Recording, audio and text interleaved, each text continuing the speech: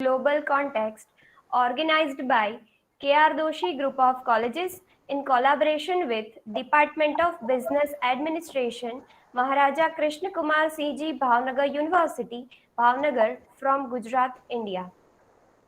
We will start our session with the University Anthem of Maharaja Krishnakumarsinhji Bhavnagar University. Let us all stand in our place and pay respect to the anthem. Please start University Anthem.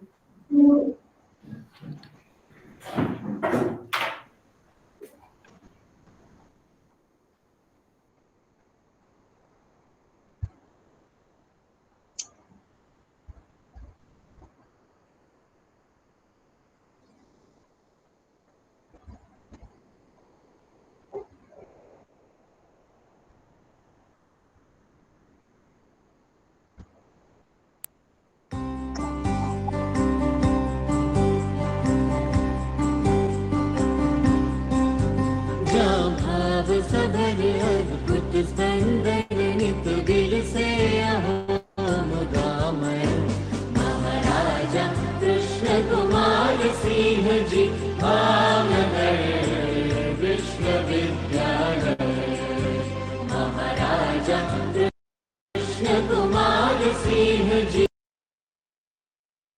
Bhavnagar विश्वविद्यालय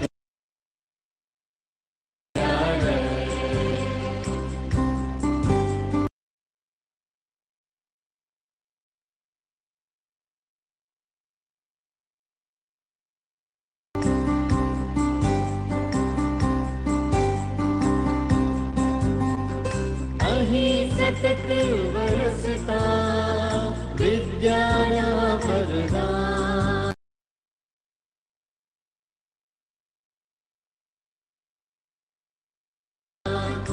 अहीं पल पल मुकुरत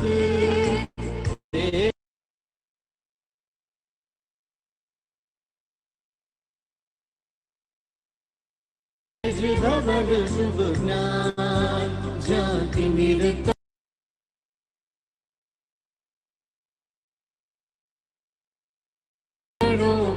प्रज्वलित ज्ञान ना ज्योति थकी परागय महाराजा कृष्ण कुमार सिंह जी भावनगर विश्वविद्यालय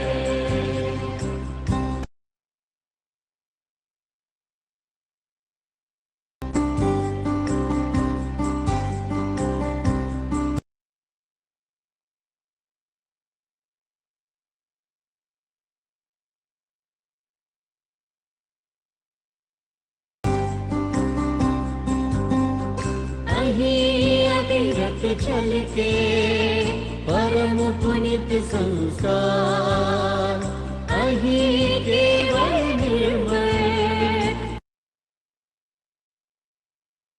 प्रेम सहज शृंगार अनुपम उन्नत गौरव ना गुंजन नो बहे सदा करे महाराजा कृष्ण कुमार सिंह जी भावनगर विश्वविद्यालय महाराजा कृष्ण कुमार सिंह जी भावनगर विश्वविद्यालय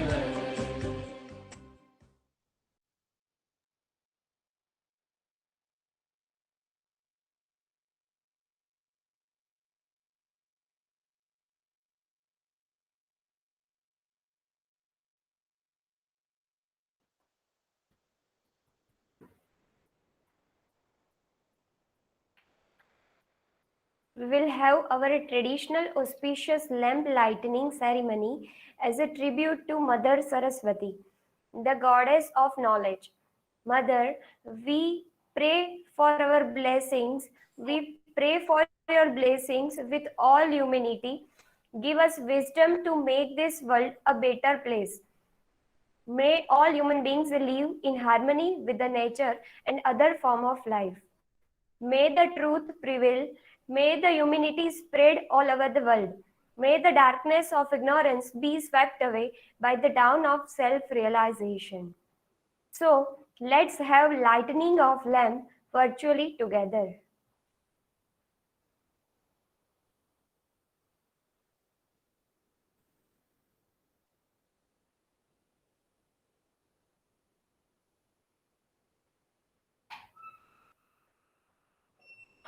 शुभं कुरु त्वं कल्याणम् आरोग्यं धनसम्पदः शुभं कुरु त्वं कल्याणम् आरोग्यं धनसम्पदः शत्रुबुद्धिविनाशाय दीपज्योतिर्नमोऽस्तुते दीपज्योतिर्नमोऽस्तुते शुभं कुरु त्वं कल्याणम् आरोग्यं धनसम्पदः शुभं कुरु त्वं कल्याणम् आरोग्यं धनसम्पदः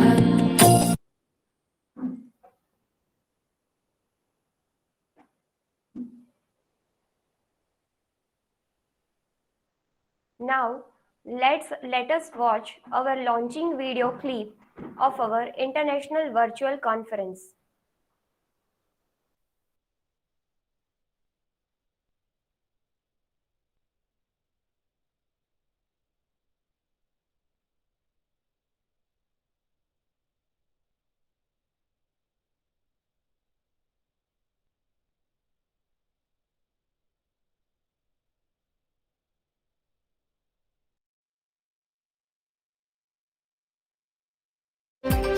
Welcome to the amazing world of Maharaja Krishnakumarsinhji Bhavnagar University, MKBU, where each sunrise celebrates the glory of the bright future. Situated in Bhavnagar, the cultural city of Gujarat, MKBU has inherited the rich legacy of this radiant city. The esteemed university, established in May 1979, has got itself named after the ace ruler, Shri Krishnakumarsinhji, the Maharaja of Bhavnagar, who donated a prime land in the heart of the city to provide a space for those who seek knowledge. It was the Maharaja of Bhavnagar who pioneered to donate this princely state to Sardar Patel and paved the way to build a powerful, united India. Mahatma Gandhi, the father of the nation, received his initial education at Shamal Das College during 1888, which today comes under the umbrella of MKBU. And his fond memories are preserved here as a memorial. Spread over a sprawling 269 acres, MKBU has 3 majestic campus premises.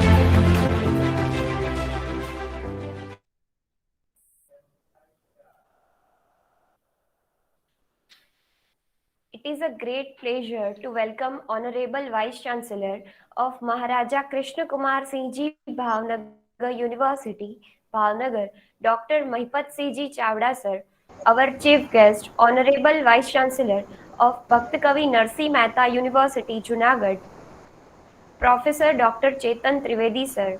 The eminent speakers of today's session, Professor Dr. A.K. Sharan sir from Faridabad, Professor Dr.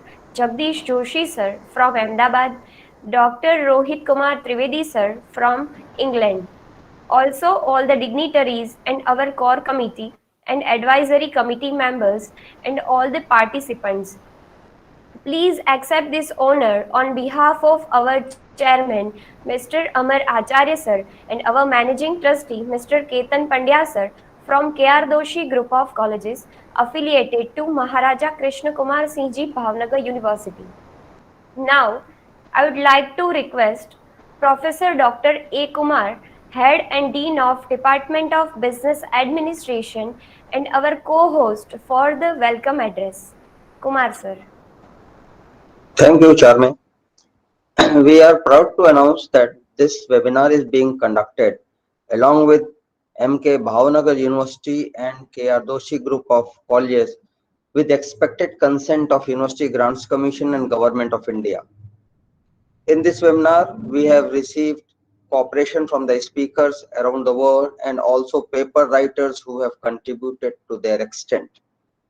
This webinar has come with the combined effort of academicians, students, and huge number of support staff and the technicians also. Just before we get started, I would like to express my gratitude to all of you so graciously who helped us to make this event come together smoothly. We could not have done it without you.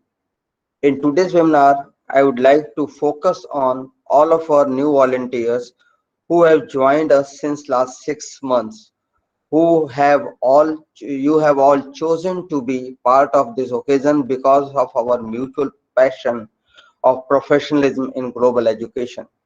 Your passion helps us all to come together as one, and the energy we create as one allows us to achieve our individual as well as group academic goals. We need you so much as you need us, and this is why we are so happy to have you join us here in this webinar. Further, you will be getting to know more about the different initiatives through our planned activities and special events where you will be able to join and get your very own hands of experience. I hope that this will prove to memorable and fulfilling for you. Here at MK Bhavnagar University, we value and cherish the academic friendship. A professional perspective recognizes the importance of using experts' knowledge to guide education practices. There are several implications of this perspective for development of program of global education. The first is the need to prove the teachers' access to extend expert knowledge, helping them develop as a professional. And second implication is that the teachers themselves should contribute to develop expert knowledge in global education. Sometimes they could do as they engage in the practice of global education. During the last quarter of the 20th century, education system around the world have witnessed the development of many initiatives and the trend that aims in the mind of their designers and proponents to bring formal schooling more in line with the realities and the contemporary world and the concomitant need of the students. Global education is one such initiative derived from analysis of working of global system, perspective of current state of health and planet, and the present future ramification of these factors of human and other life forms. Global education has not emerged out of blue. It borrows ideas and practices from the several educational movements and philosophies, some of which date back we started over a century. It has, however, appeared as a distinct and identifiable field within education only in the last 25 years in United Kingdom and in United States of America, and more recently in other countries from its beginning in the Western industrialized world, based on prospections and worldwide available in those countries. Global education has now taken roots in parts of developing world where combined impact of global system on the life of the people and often substantially different. The perspective of global problems and their solution that emanates from the global educator in developing countries are now beginning to enrich the literature and thinking the industrial world through it be premature. It would be premature to suggest that a meaningful dialogue is taking place on the global scale. To add here, let me put on the platform that the government of India has introduced new education policy and has started process of implementation in various phases. In today's gathering, I would like to focus upon all of our speakers and participants who have joined us here in this webinar. You have all been chosen to be a part of webinar due to mutual passion of academic development. Well, I don't want to take much of your time. We need to have some more learnings from our President of webinar, Dr. Mahipal Singh Chawda, who is an efficient sitting Vice Chancellor of Bhavnagar University. Today will be the fun and full of learning. So, very warm welcome to each and every one of you. If you have any query, suggestion, clarification, or just want to say hi, you can find me in the lobby. Thank you very much for listening, and let's welcome each other. Thank you. Yes, over Thank to you you, very Charlie. much. Thank you so much, Kumar sir. On this special day, I would like to say something about one of the greatest universities, Maharaja Krishnakumarsinhji Bhavnagar University. It has a tagline in Sanskrit, Tamso ma Jyotirgamay. It means, from ignorance, lead me to the truth. From darkness, lead me to the light. Knowledge is life with wings, and it helps us to lead towards light from the darkness. I really wish this conference will help you to enhance your knowledge and will lead you towards the brightness of the knowledge. Let me tell you one unknown thing. Maharaja Krishnakumarsinhji, who was the first to donate his princely state Bhavnagar to the nation. Bhavnagar is traditionally known for its cultural heritage in the Western India. With its last princely ruler Honorable Sri Krishna Kumar C.G. Bhav C.G. Gohil, talking about university, which was established way back in 1978 by the state of Gujarat. The university is providing high quality teaching and research programs in faculties as diverse as science, arts, commerce, engineering, medicine, management, rural studies, and law. The university has at present 20 postgraduate departments, 4 recognized institutes, and more than 107 affiliated colleges. Here, I would like to say something about our Vice Chancellor of Maharaja Krishnakumarsinhji Bhavnagar University, Dr. Mahipat C.G. Chawda sir.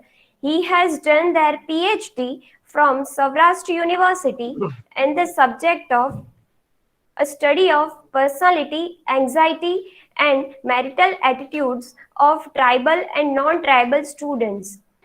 He has been honored by Government of Gujarat for organizing maximum number of blood donation camps also. Sir has got Best Principal Award by Indian Institute of Educational Management for excellence in chosen field. Sir has 18 years of experience as a professor and 14 years of experience as a principal. Under the guidance of Chawda sir, 8 students are doing PhD.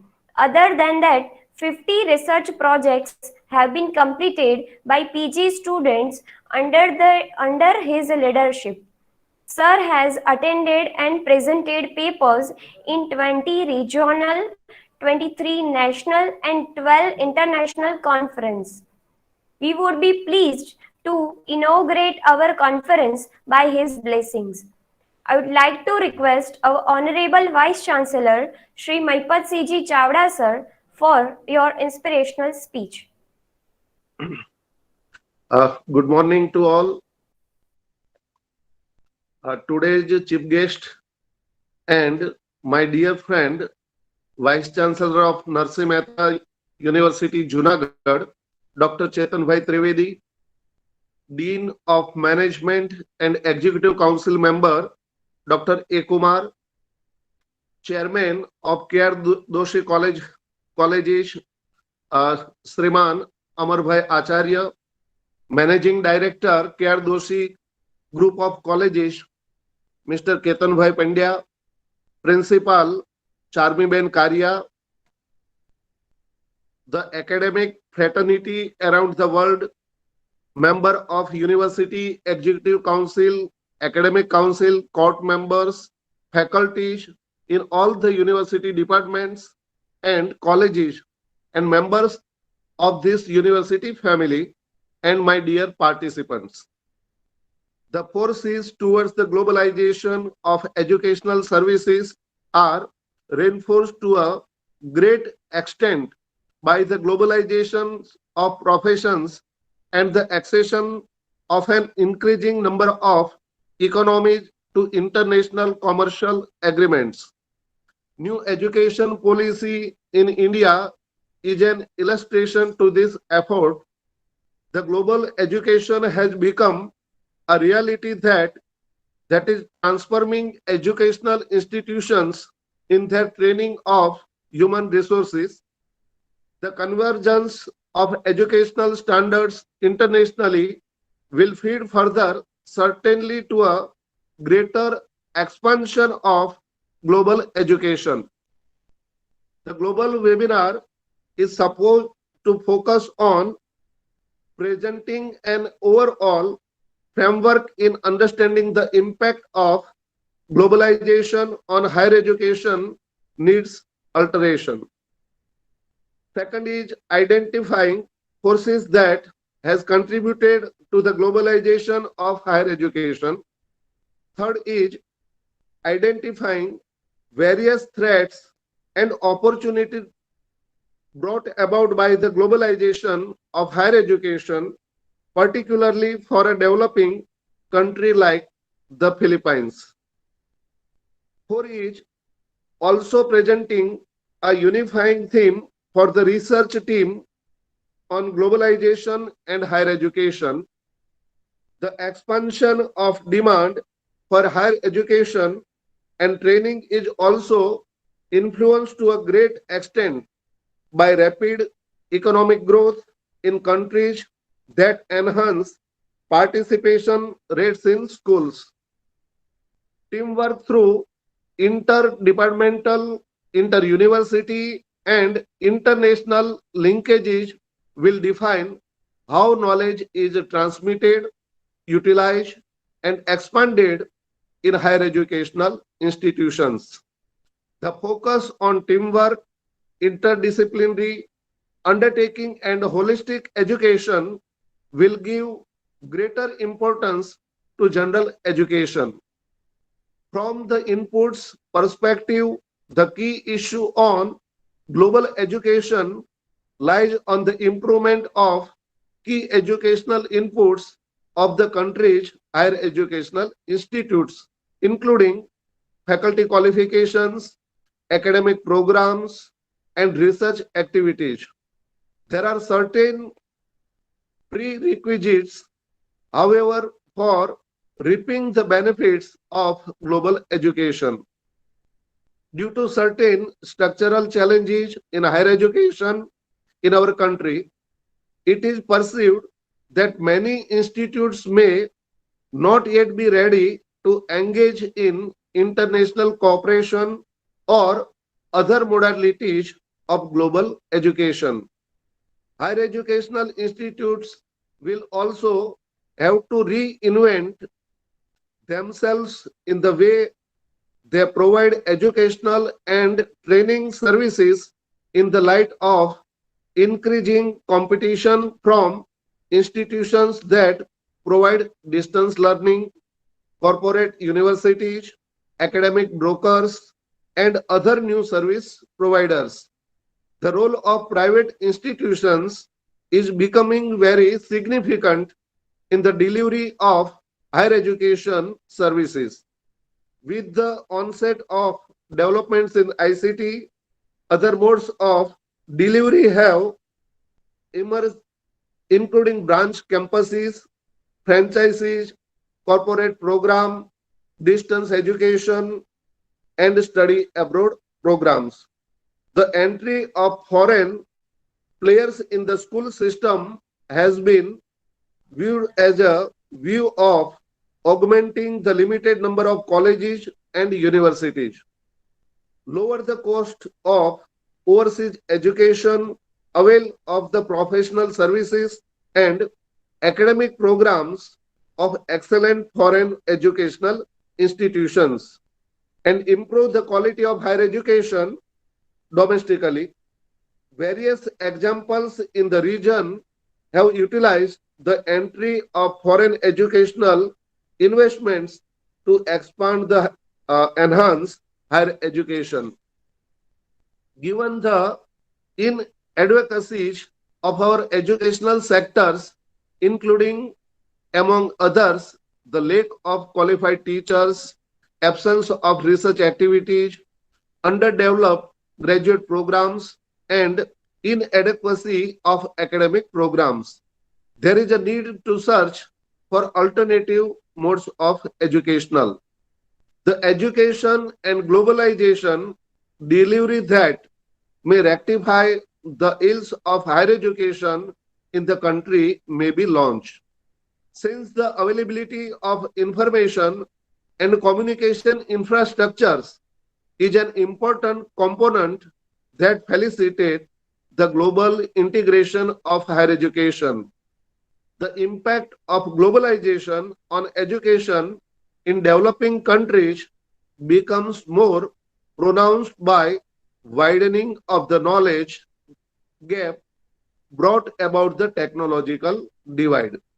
It is therefore possible that dualistic system of higher education in developing countries may emerge as a result of globalization, where select universities participate in global education while the technologically handicapped institutes remain isolated and stagnant.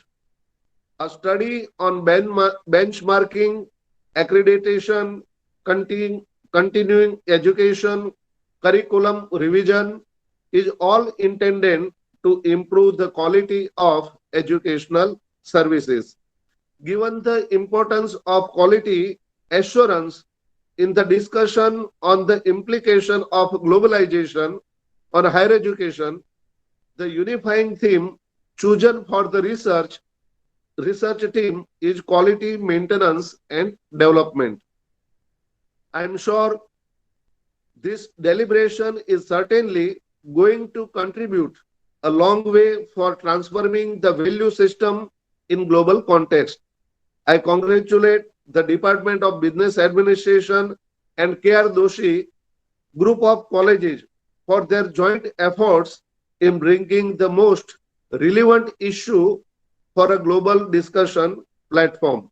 I welcome I welcome the expert speakers from different countries and also paper presenters for their deliberations in this webinar. Thank you. Thank you very much. Thank you so much, sir. All the participants are feeling motivated by your speech. On behalf of K.R.Doshi Group of Colleges and Department of Business Administration, we are thankful for your great support and your guidance. It is never possible without your support. Thank you so much, sir.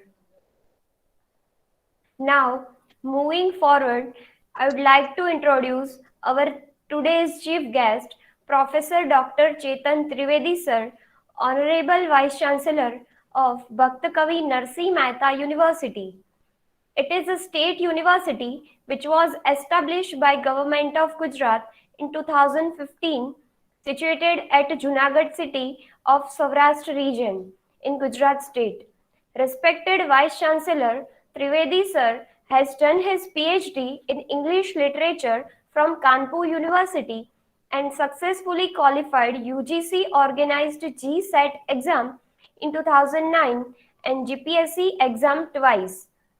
He has teaching and admin experience of more than 21 years.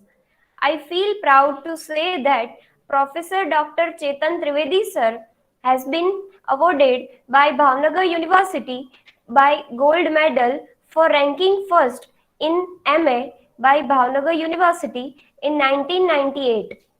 Also awarded merit certificate under National Scholarship Scheme by Education Department, Government of Gujarat.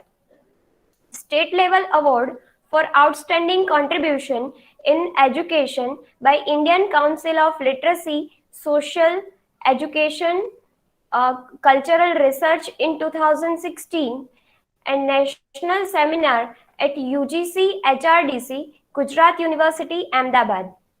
Trivedi sir has also done a great work in the field of research. He has participated research articles and 20 international conferences and 28 national conferences. He has also delivered his lectures and been as a chairman in many conferences. So here, I would kindly invite Dr. Chetan Trivedi sir to deliver their speech for today's conference. Please, sir. Very good morning to all Augustus present here. First of all, I pray God that we all are passing through a tremendous COVID situation and the control, the things not in our control. It is all about the battle between divinity and virus. And we all pray God that divinity always conquer against all such monstrous viruses. And in that pandemic situation, that the jot of education must be going on.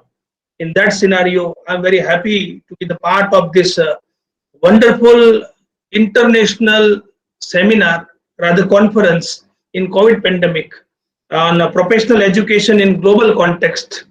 The president of the conference, Dr. Maharaja, the able, stable and capable Vice Chancellor of Maharaja Krishnakumarsinhji University, Bhavnagar, who himself has started the Mohim of series of conferences in each and every departments of university and has almost all reached to its a unique place within the short limit of time during a last, I mean to say some 8 to 9 months. So congratulations to Maharaja also. And secondly, I'm very happy to see with us my old friend, my very first friend of Bhavnagar, Amar Bhai. I always called him Amar Bhai. Is a very pious gentleman, noble-hearted man with a great vision. He can forecast and visualize so many things, but very, very down-hearted and very, very slow and soft speaker, Amar Bhai. And today's speakers, Professor A.K. Sharan, Rohit Trivedi ji from England, Dr. Professor Jagdish Bhai Joshi from HRDC, and Mr. Kumar sir, the co-host of this conference, Chetan Bhai, the man behind the scene, always hard worker, Charmi Ben, and other learners, researchers, contributors of this conference. I don't want to speak large and too much on this occasion, but I would like to congratulate a college when a single group of, I have seen, because I am the part and parcel of this K.R.Doshi Group of Colleges. It has been started with a primary school. I am been evident to that because Ketan Bhai and Amar Bhai have started very hard work. It was not only an education purpose, not only to earning purpose, but behind there a tremendous purpose of social services. So the concept of social services enriched to the level to creating international conferences today, and with that to the limit that with the co-hosting with the department and Department of Business Administration, and when they are calling 3 VCs at a time. This is something which is very remarkable for any affiliated colleges, self-finance affiliated colleges, to go beyond the routine work and go beyond that routine circle and think something beyond the boundaries. So this is, first of all, I really congratulate the entire management of K.R.Doshi Group of Colleges, their committed staff, their mentors and their team. That is the first thing. Second, I would like to congratulate Maharaja and the entire team, because when the highest authority is taking personal interest into the development of the colleges, so that the area, earlier it was accepted or earlier it was assumed that research is only done at the university departments. No, it is not so. It can be extended to the colleges also. Now college teachers, they have also started contributing, and this virtual platform has created a tremendous opportunity to all on the same platform. So I also congratulate Maharaja and entire team of university to promote and to motivate such self-finance affiliated colleges. Third, I'm very happy to see the title and look at the selection of topic. Whosoever may be the part and parcel of this selection, professional education in global context. I would like to define the title only. See, what is professional? Just when we are thinking about what is professional, the word is very much seen here and there. Professional, ho jaye. This is professional, and attitude professional. Say, how professional? What is professional? Amar bhai might understand more. That professional is something which is in our, if you go back to our Indian tradition, our Bharatiya Vidya Shakha, and if you go back to Nalanda, Valabhi, and all Vidyapits, they were giving professional education, multidisciplinary, jack of all. This is not my area, this is not my subject, but professional means, suppose you are hiring a catering services and you are in a need of some other food, the professional catering services will provide everything. So that professional education need is professional. So our education was professional, but somewhere in between we have had a corona period in our education system, but that national education policy is once again a new hope, a new horizon, new widening towards the education system. And then the second word is education. Long back, if you look at the so many dictionaries, you'll get so many different definitions of education. But according to me, education means nothing else but then how to live well in the society. If you are connect with the society, Maharaja has talked in detail all about the education paradigms in next 10 to 15 years. He has calculated all aspects. So that education part, when we are talking about education, it means our philosophy, Vasudeva Kutumbakam. Our philosophy, Sarva Bhavantu Sukhinam. Education must be for mass, not for the class. And it should be professional. And we are trying to connect our professional education with global context. We all are talking about Atmanirbhar Bharat. We all are talking about something which is giving highest pride and prejudice to Indian context. So there are so many vocal voices. Our local vocal, I mean to say, if you go back to the rural part of the India, you can see some tremendous part of innovations and things are there, which we called in Gujarati, I may use the word kotha sooj. हम लोगों के पूर्वजों में बहुत बड़ी कोठा सूझ थी. That kotha sooj, that is an innovation. That is something which is our vocal voices. So that vocal voices to be find out, it should be promoted and it should be make it global. If we are putting this all vocal voices to the global level, so that will create a context. So our education and once again to be revised with the Indianness, with the Indian philosophy, with the Indian ethos, and we are the master of management long back. See, the greatest today business administrative people are taking or accepting some of the foreign models of management. But the first lesson of management was given by Lord Krishna in the middle of the battlefield. युद्ध के मैदान में जो किया था वो management का part था. You understand, my friends? So we have a tremendous strength in our culture. What we have to do is we don't have to be impressed by the people, because I have read somewhere कि जो प्रजा ज्यादा प्रभावित होती है ना, वो किसी को प्रभावित नहीं कर सकती है. तो हमें बहुत प्रभावित होने की जरूरत नहीं है. What we have is the best. We have to try to explore those capacities. And today I am very happy to see more than 500 registration itself is a great victory, I tell you friends. In COVID pandemic condition, we have started a counseling center every day. Vaipatsi, you are the person of psychology. We talked every here and there. Today, people are lost the balance of mind because of the news channels and kind of news that we are getting. In this pandemic situation, more than 500 people have started thinking positively, started in the direction of research. This is a great success. 95 papers are almost all going to be presented in next 2 days. I'm very happy to see the selection of speakers. They all are highly reputed, highly learned, and they are the best in their field. So this is something which I feel a very great thing. And today's conference, 2 days conference, it will definitely set up some new ideology. It will definitely set up some new vision for the new researchers also. And this trend of professional educational ethics, what we can do is we always try to think about convert your source into the resources. If you always try to complain, we don't have this, we don't have this, you cannot overcome from depression and frustration. What we have to think is what we have, convert your all sources into the resources. And when India is going to be the superpower in soon future, today if you look at that global context, India has already find out the vaccine, that India itself has proved that our research has the potential and capacities. So we all, being a teacher, being a faculty, fraternity of the education field, we all have to contribute our best to make India a great nation. And once again, I congratulate the entire team for this wonderful Samudra Manthan. I call it a Samudra Manthan. I'm sure that it will come out with so many new Ratnas. Ratnas means Ratna of new thoughts and ideas, of course. And I am very thankful to our dear friend Maharaja Chawda Sahib to invite me to be the part of this part. And I'm also always been a very obliged and friendly with Amar Bhai and the team to invite me for this conference. And I'm sure this is going to be the great success. And this is going to be a great milestone in the history of K.R.Doshi Group of Colleges and Maharaja Krishnakumarsinhji University, Bhavnagar. Thank you very much. Thank you so much, Thank you, sir. Chetan bhai.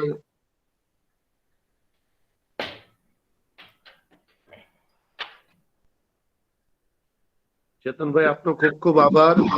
જી સાહેબ, આપનો આદેશ હોય એટલે આવવાનું જ હોય.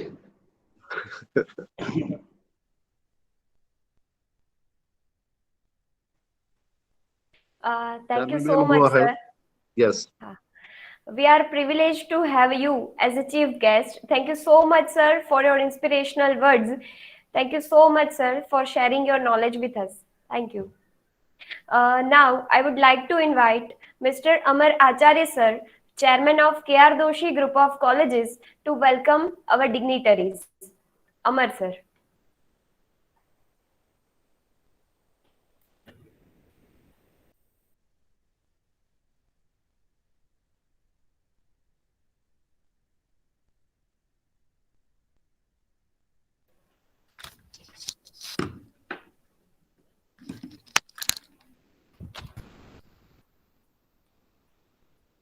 Hello.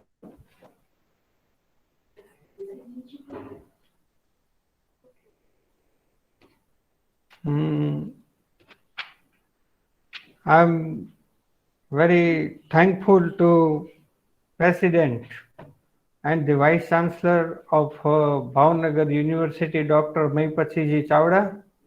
He is a very dear and lovable Vice Chancellor. I must say is Honorable Vice Chancellor, but for me, for Amar Acharya, he is lovable and is very dear to me. I love him. I love him very much. Mr. President Maharaja Chawda, Vice Chancellor Dr. Chetan, we studied together, we played cricket together, we roaming here and there everywhere. So we are great friends, Mr. Chetan Trivedi, and I am very thankful to Dr. A. Kumar. He is helping a lot. He is helping like our buddy, our friends.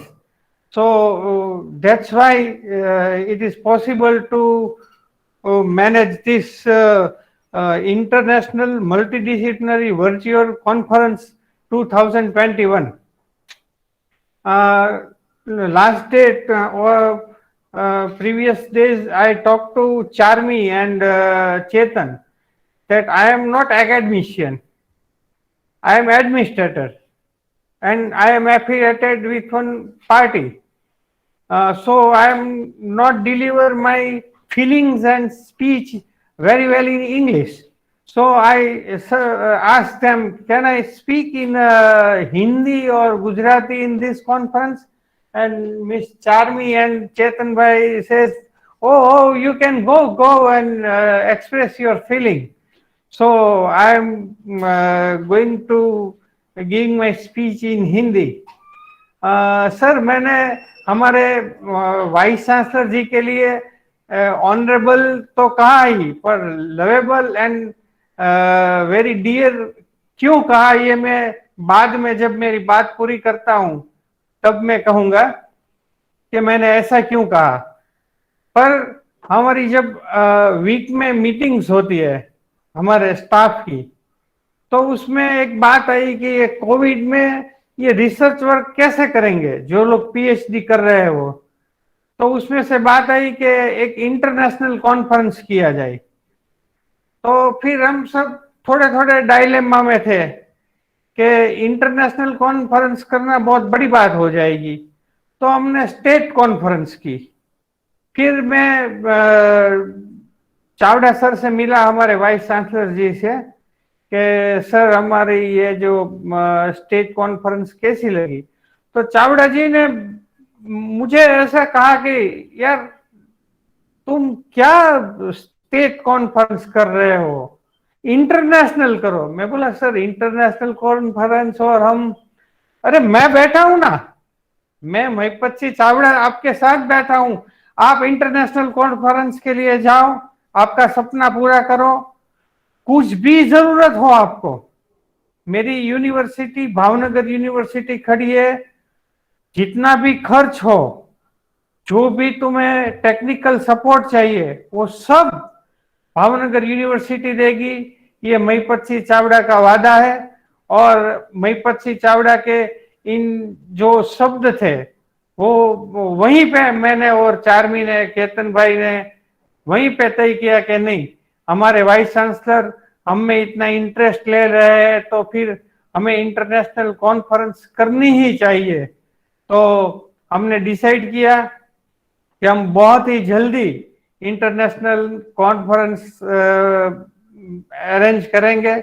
और फिर Charmi Kumar sir से मिली, Kumar sir ने सब हमारी ये committees बनानी थी, तो सब कमिटीज बना दी, एडवाइजरी कमिटी, कोर कमिटी, वो सब स्पीकर्स मैनेजमेंट, वो सब कुमार सर ने कर दिया। तो मैं कुमार सर का भी वेरी थैंकफुल हूँ कि कुमार सर ने भी ये किया।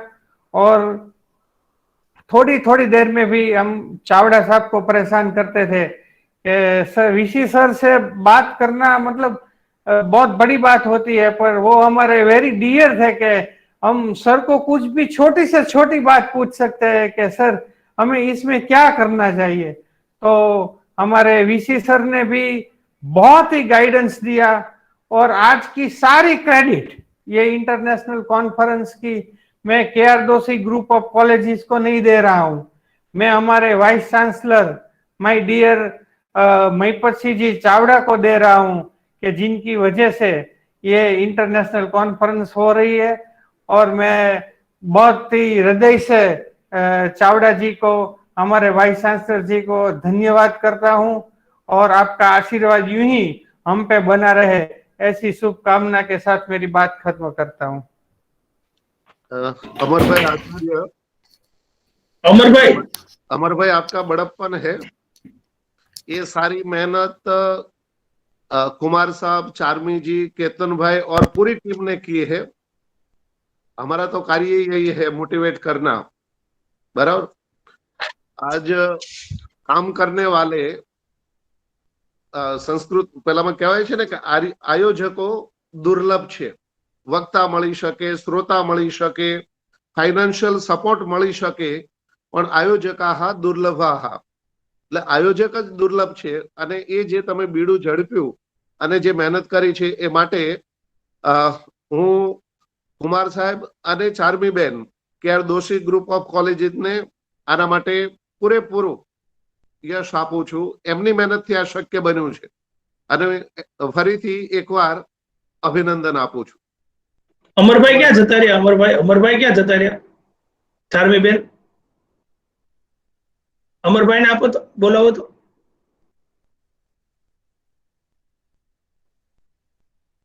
અમરભાઈ, યસ સર. આપણે બીજું તમને ધ્યાન દોરું, તમે મહીપતસિંહ પછેગામના છે એટલે વલભીપુરના કહેવાય. આમ જોવો ને એટલે વલભીપુર વાળા લોકો તમને ખબર છે ને જોરદાર જ હોય. હા, મહીપતસિંહ બેયનું ગામ છે ને 5 કિલોમીટર છેટું છે.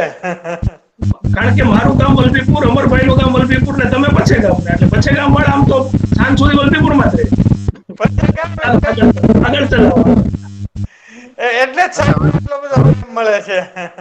અને હવે તો વલભીપુરમાં જ રહે છે. એટલે તમે ઓલું એમ કીધું હતું ને, વાય યુ કોલ ડિયર, એનો જવાબ તમારે આપવાનો બાકી રહી ગયો, મેં આપી. હા જી, yes sir, yes sir, yes sir. Thank you આયોજકોને ફરીથી ખૂબ ખૂબ અભિનંદન sir. Charmiben. Thank you so much, everyone. Thank you all the dignitaries present over here.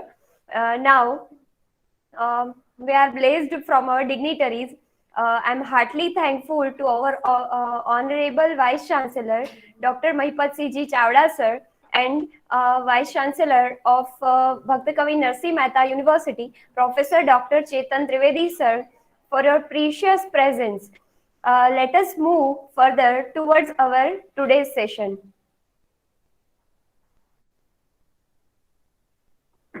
I would like to invite our first keynote speaker of today's session, Professor Dr. A.K. Sharan sir, who has done his PhD in Business Economics subject. He was Program Director at Doctoral FPM program. He has 34 years experience. He is also a financial advisor. He has presented many papers in different conferences and seminars. He has chaired many situation and keynote speaker in various conferences. He is also a resource person with Odisha and Tripura government. He also assisted in signing MOU at University of California, USA. Also assisted MOUs with Sri Lanka government, Indian government, and Manchester Metropolitan University, UK. Also, he has visited various countries as a resource person. Here, I request Professor Dr. A.K. Sharan sir to kindly deliver his speech for financial education in Asian context. Please, sir.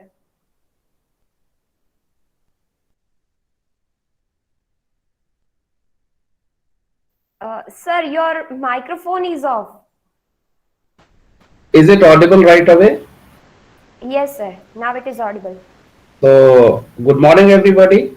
Vice Chancellor Mahipatsinhji, Vice Chancellor Professor Trivedi sir, and the facilitator and Dean and Head of the Department, Dr. A. Kumar, Ms. Charmi Karia, who has been very enthusiastic in responding to whatever requests I had, whatever clarification I wanted. And I'm also equally thankful to Dr. Kumar for helping me attend this conference and motivate me towards this cause, the noble cause. Today, my job is very limited, and I'm humbled by the vast introduction given by Ms. Charmi about me.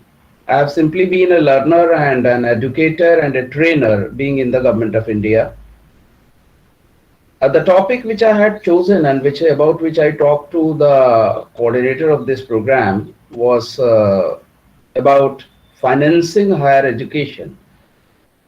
or financing education, you can say, but more befitting topic can be financing higher education in the context in which this particular international event has been organized. What is the first point that comes to anybody's mind is the importance of education, and it is around this that everything has been developed, because once we realize the importance, the offshoots are what? The offshoots are employment, the offshoots are education, learning outcomes, the offshoots are the social sector contribution.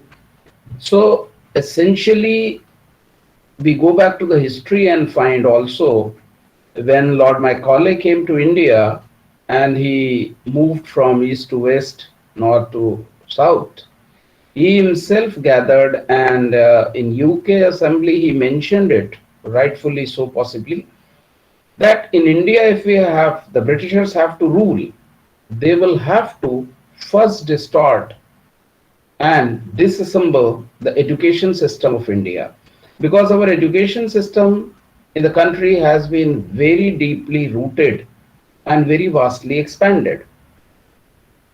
After the British period, when we got an independence, we had a ministry formed which was known as Ministry of Education, and subsequently in late 60s and late 80s it was transformed, and we today call it Ministry of Higher Human Resources Development. Now, with this small background, education helps in several ways. One, the education improves and enlightens the mind. Two, the education creates opportunities for livelihood. And three, education shines the brand of the country all over the world. So therefore, the government's attention all over Asia, I'm not only talking India because my scope of this talk is slightly different. In entire Asia, the education has been given as much importance as it has been given in the rest of the world. If you look to Sri Lanka, if you look to Bangladesh, if you look to many other countries, you will find that a sumptuous sum of finances is allocated towards enabling and improving, skilling and scaling up education in all sectors. It's not only that education is a vertical which is abstract and ambiguous, it is such that education binds and interwovens all sectors of the society in its own invisible way.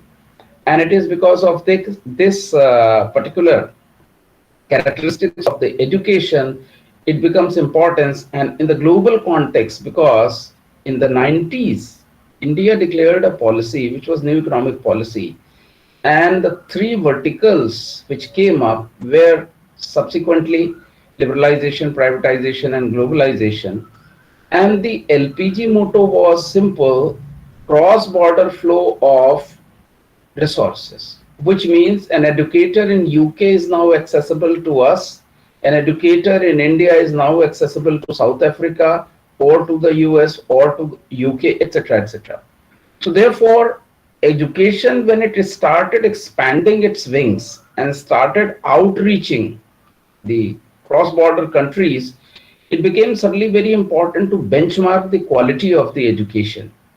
In earlier days, every country had their own quality of education, and as and when they wanted, they improved it, or as and when they wanted, they stagnated on that. However, with the opening up or the liberalization of the countries, the governance reforms and other reforms, it was so felt that if you really have to, very much on the marketing lines, like if you produce a product and you want to sell it cross-border, then you have to attain certain minimum quality. And this particularly reflected on the policy making in education, financing of the education, and improving the education overall, and also to link it wisely or unwisely with jobs. And this led to the breeding of management departments, management education in India, which was earlier only backed by the commerce. Now, with this expansion in 60s, when different new streams came up and everything was there, the whole of the Asia, and if you talk about the world, it was middle of the 19th century when industrialized nations, the advanced industrial nations, they realized that investment in education is going to be a great achievement. Again, you come to 90s, the early 90s, and you suddenly notice that there were two prominent economists, Professor Amartya Sen and Professor Mehboob Haq, who again suggested that social sector investments are very important. And let me share with you that if you don't invest in the social sector, as per the Human Development Report, you find that your economic sector also starts giving in. It starts crumbling and crashing.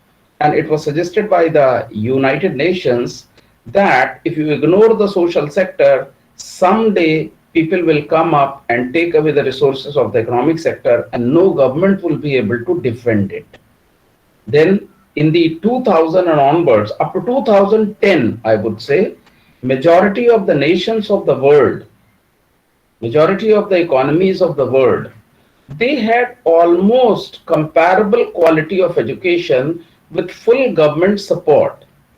Because without government support in larger countries, particularly in transition economies or the developing world, it was not possible to sustain a quality education. Therefore, it was suggested that let us have a quality education and then build upon it.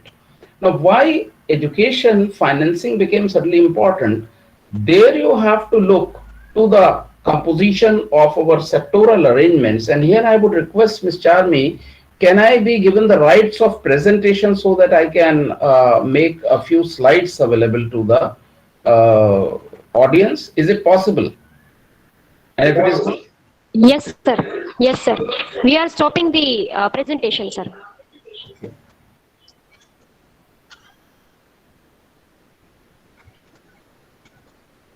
I think presentation right is open to all speakers. no, it says you can present now, but it is not permitting for sharing of the slide. Maybe Let me check, and if it is not available, then I'll speak up and do my best. Because this is not, I think, available to me as of now. I think Sir, wait a minute, sir. Get it from right.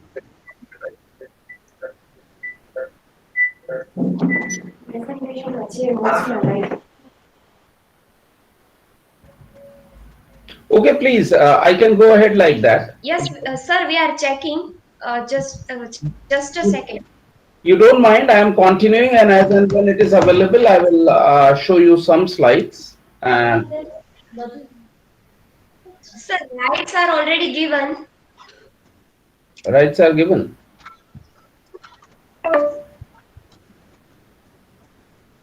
I think for some reason it is not taking the presentation.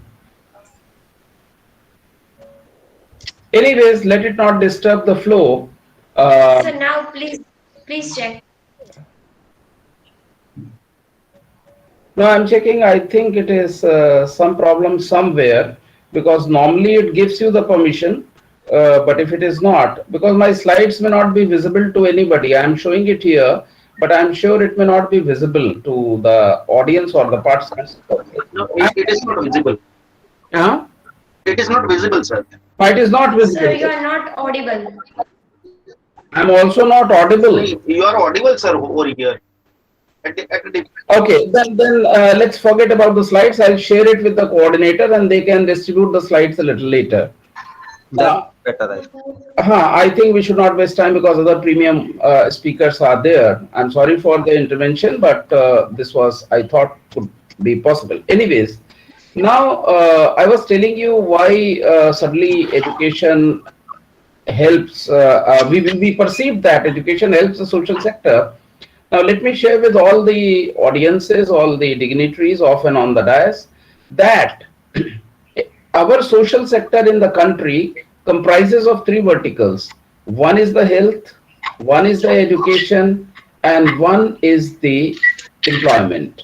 That is what the Niti Aayog of India, which is the erstwhile Planning Commission of India, recognizes in the name of the education sector, social sector, I'm sorry. Now, within the social sector, health comes first, education comes next, and the third thing is the employment, which comes subsequently. And it is presumed, it is believed that if you have a good health and you are educated, you can contribute maximum socioeconomic productivities. So with this particular intention, the government of India created a substantive space in its annual budgets. And if I look to the budget of the government of India, there is a sizable allocation which is towards the education sector, and which includes the school education, which also includes the higher education, which is college and universities education. How are we going to sustain with the vast expanding education system of India is the biggest challenge. And therefore, we had many committees come up, and in the meantime, and some of the committees which came up, they basically had quite laudable committees, and the committees were MHRD report, which came in 2018, Tandon Committee report, which was about the review of the existing institutions and demand and deemed to be universities' demand, Yashpal Committee, Madhavan Committee, Kakotkar Committee, and it all started as back as 2013 with setting up of Raghavan Committee, which focused on drive up research performance in academic institutions. Now, as long as you are financing the conventional education, it is not a big challenge. Any government in any country gives the conventional education, and in some of the countries it is completely free, even up to the postgraduate levels in the universities also. But when you talk about India, the conventional education has not been much of a problem for the government to finance and support. What was the bigger problem for the government of India to finance and support was the technical education and specialized higher education. When this became the challenge, the institutions which were set up, and at some point of time there was only one institution which was there to finance and support the educational systems in India, and that was the University Grants Commission. But the money which was allocated by the University Grants Commission was too insufficient to support all kinds of education, and partly therefore the state governments were made responsible to take the responsibility and then come up with the level of education. The experience shows that state government's contribution to the advancing of education in terms of research in particular has not been much encouraging all over the country on an average. Certain universities did very good, certain private sector universities came up and they did very good, but as far as the government support was concerned, it was the experience that the government support has not been adequate or optimum for promotion of such education, and therefore off and on, but consistently there has been a focus on how to finance the education system. Recently in 2018, again the Niti Aayog of India constituted a committee under the chairperson of the social sector, Mr. Ratan Vatal, an IAS officer, to look into the issues concerning the autonomous bodies, because educational institutions are in a major way autonomous bodies.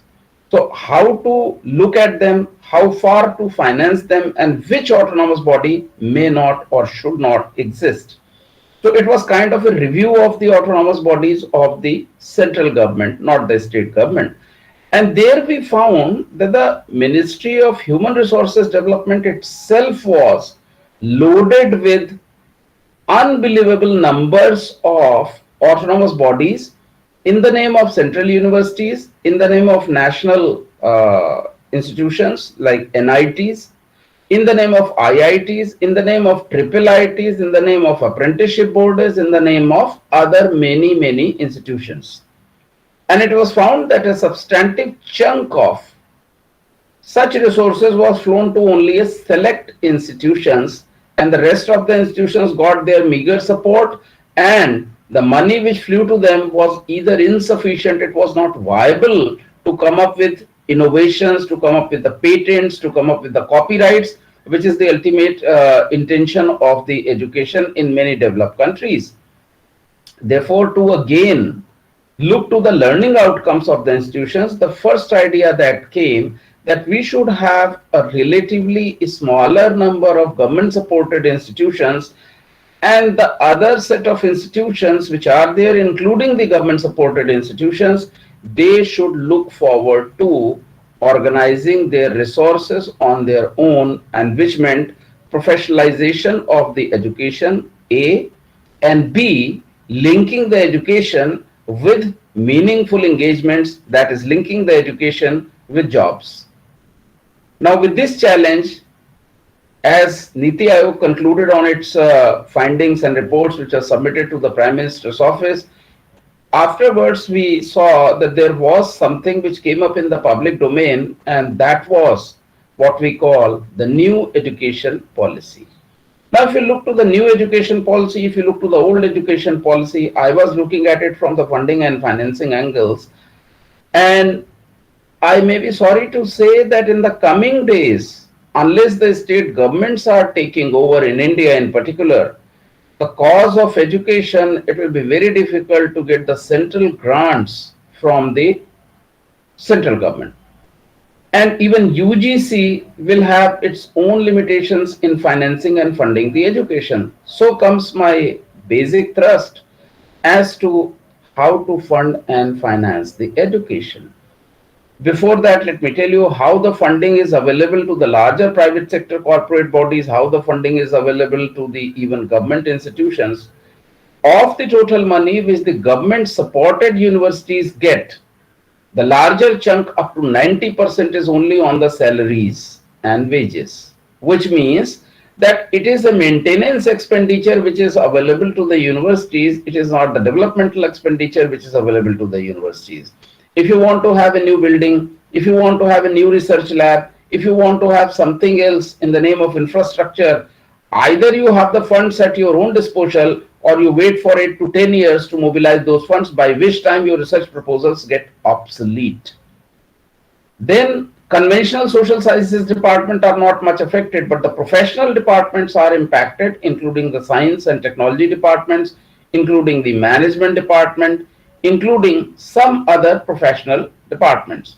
So the larger issue today is that government may not be able to, not that the government may be unwilling, government may not be able to finance the education. So from what all resources you can get the finances? One resource is make the education very professional, and fee should be the criteria. But fee alone, if you hike it, people may not be able to afford the education in the larger section of the society. It is only the creamy layer which will go to the private institution and get the education. Second, delinking education with jobs, because it has been believed that education must have tangible and visible learning outcomes. So the purpose of the education is to make people employable rather than give people employment. If you are employable, what the American Express logo is, that we make people employable, we don't give them employment. And this is the current theme which the government is also considering, that learning outcomes of the education should be better, learning outcomes of the education must be professional, such that the learners may seek a meaningful economic engagement either within the country or outside the country. Education will no more be only a degree provider activity which will give us a master's degree and a PhD degree, which will help as a passport for seeking jobs here and there. So unless you have that kind of an education, and which requires substantive funding. So what are the funding resources now for education in India? One is the private resource, where the alumni, where the endowments, where the donations, where the gifts are available. And in the cases of many private sector universities which came later, but today they have a better infrastructure, you will find that this kind of private organization of resources has been quite substantive. The other source is government bodies. The government bodies may also give you a one-time support or a meager continuous support through which you can sustain your activity. But unless you have generation of funds at your own doorstep, it may not be possible that you do it on a sustained basis. Let me give you an example The engineering departments of many universities, they are offering all kinds of degrees, but only a few engineering departments of some universities, they are also working like a corporate. Corporate in the sense that you are also opening up kind of a factory outlet where your own departments are assisting and you are doing the needful to the society and the corporate. So the second thing comes up in your mind, that is the corporate sector funding. Now, corporate sector funding is also available, but not to traditional and conventional universities in that manner in which it is available to the private universities. Say, for example, Nirma University in Gujarat. Now, Nirma University, if you look to the infrastructure, if you look to the vastness of the institution, look to the flora and fauna and everything, you will find this is the type of university I should have been associated with, at least for either education or for job. But how many universities in Gujarat or how many universities in Haryana or Uttar Pradesh will compare with this kind of an infrastructure? Infrastructure once created is not used for marketing in the government sector universities. Infrastructure once created is always used for branding and marketing of the institution in the corporate sector. So the institutions have to attract the corporate sector. I give you one more example. Recently, I was doing a Government of India research on textile sector, and I found that in textiles there are various kinds of testings which need to be done, and many university departments in their science and technology bracket, they offered that kind of a testing to the corporate sector. They offered innovations to the corporate sector. And corporate sector found that rather than looking to the government, this is the right institution where we can get our research, our testing and our everything done. And therefore, let us also fund the institutions. So in that case, various institutions of Maharashtra, which is the cotton hub, they were funded by the corporate sector. So one is that gifts and donations, endowments. Second is the government institution. Third is the corporate sector. And there is a fourth window also available to you. The fourth window is the global, which means there are various cross-country scholarships, there are various cross-cultural scholarships, there are various avenues where mutual resources are shared. So the entire globe and specific institution have a specialized program, like Asian Development Bank also has a specialized program. The World Bank also has a specialized program, and even IMF offers a huge training support to the scholars. And for example, World Bank also offers young economist support to the scholars. So that's the fourth window. In my today's discussion, what I wanted to highlight was that rather than only depending on the government and running the educational institutions as a routine institutions, where every year there is a budget coming and every year there is a budget spent, and the promotion of either syllabus, promotion of the teachers in terms of their exposures, and promotion of the overall infrastructure is a dream possibility only. So when I talk about financing the education, it will require two things immediately. One is lesser numbers, because quality comes, or quality is compromised also with the numbers. So we should have lesser numbers. And two, we have to plow back our resources into the systems. It is not that whatever resources you generate, they only go either to certain accounts or go either or to certain things. We may have to improve our library that require funds. We may have to improve our labs that require funds. We may have to improve our computer labs that requires funds. We may have to improve many more things which require funds. So financing is possible through these four. Or if you happen to be a corporate sector entity, then you can also look forward to the public, general public, for the financial support. Now, the outcome budget of the Government of India, as I was looking into for the year 2018, which is the latest available in terms of actuals, the budget estimates are there, the revised estimates are there for 1920 also, but the actuals are only up to 2018. And if you look at the various schemes and sub-schemes of the Government of India, you find that a meager amount of 16,008 crores only has been given to the entire education sector. In a country where education is becoming more and more participative in a country where education is becoming more and more attractive. Any amount that the government of India will spend or spends shall become short of the requirements. So therefore, my only focus, which was there, which was the intent and which was the content.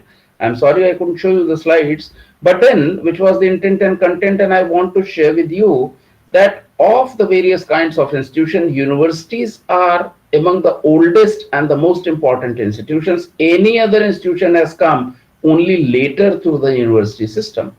So today is the need, particularly in Gujarat, if I have to say, I can, or the Western world, I can say there are many private sector players who can assist the university system. So university system also should think as to how to open up to the corporate sector in terms of their participation, what in government we call public-private partnership. So private partnership will improve the financial resources. So only depending on the conventional resources, which is the government resource, is going only to deplete the education system. It sounds a little pessimistic, but having been a part of the government and having known the intent of the government, education will have to stand on its own feet, and it has to organize its own resources, and it has to move on and on, linking with the rest of the world rather than only giving degrees and diplomas and certificates in the hands of the people who are in a big queue in the market to search for minimal jobs. So with these words, I would like to conclude here and request if there are any questions I can respond, or the next speaker may please come up and take over. Over to Ms. Charmi. Thank you so much, sir. On behalf of K.R.Doshi Group of Colleges, Bhavnagar, I want to thank you, sir. Your speech is great. Your session was full of enthusiasm and valuable knowledge. Thank you so much, sir. Thank you. Okay, sir. So here I would like to say something about Gujarat University. The Gujarat University was conceived in 1912 in the minds of public, spirituated and learnt men like Gandhiji and Sardar Patel. However, the university could come into existence only after the achievement of independence in 1949. The university was incorporated under the Gujarat University Act of state government as a teaching and affiliating university. Gujarat University is the largest university of the state.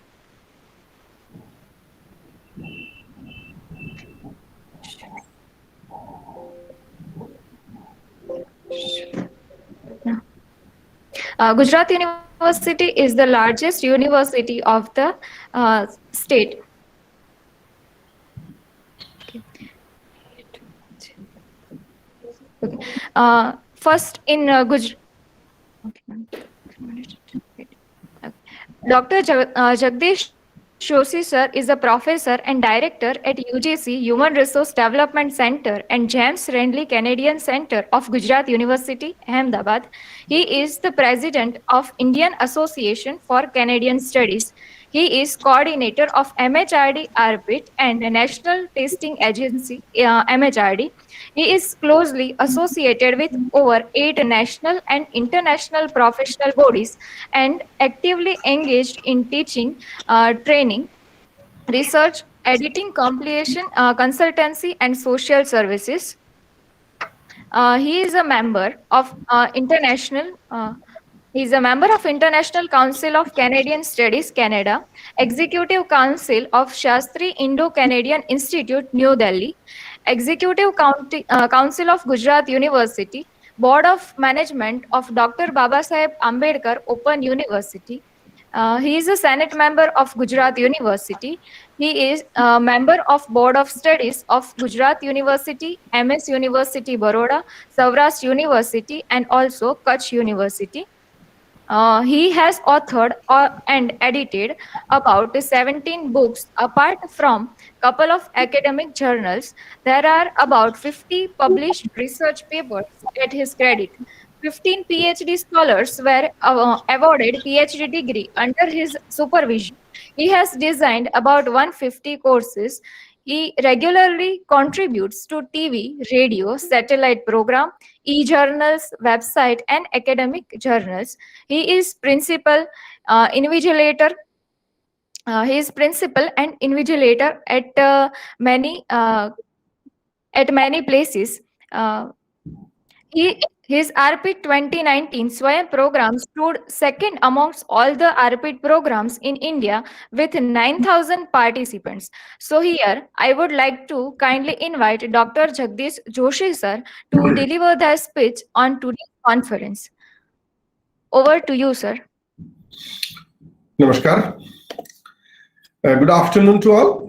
First of all, I would like to congratulate K.R.Doshi Group of Colleges and Department of Business Administration, Maharaja Krishnakumarsinhji, Bhavnagr University, Bhavnagar, for organizing an international multidisciplinary virtual conference 2021 on professional education in global context. When it is needed the most, the situation is very bad. The situation is not only very bad in Gujarat or India, but in the world. We all are aware of the situation. There is a need to engage ourselves, particularly the minds, young minds, and the resourceful and researchers in creative work. The conference is engaging a big number in fruitful academic work.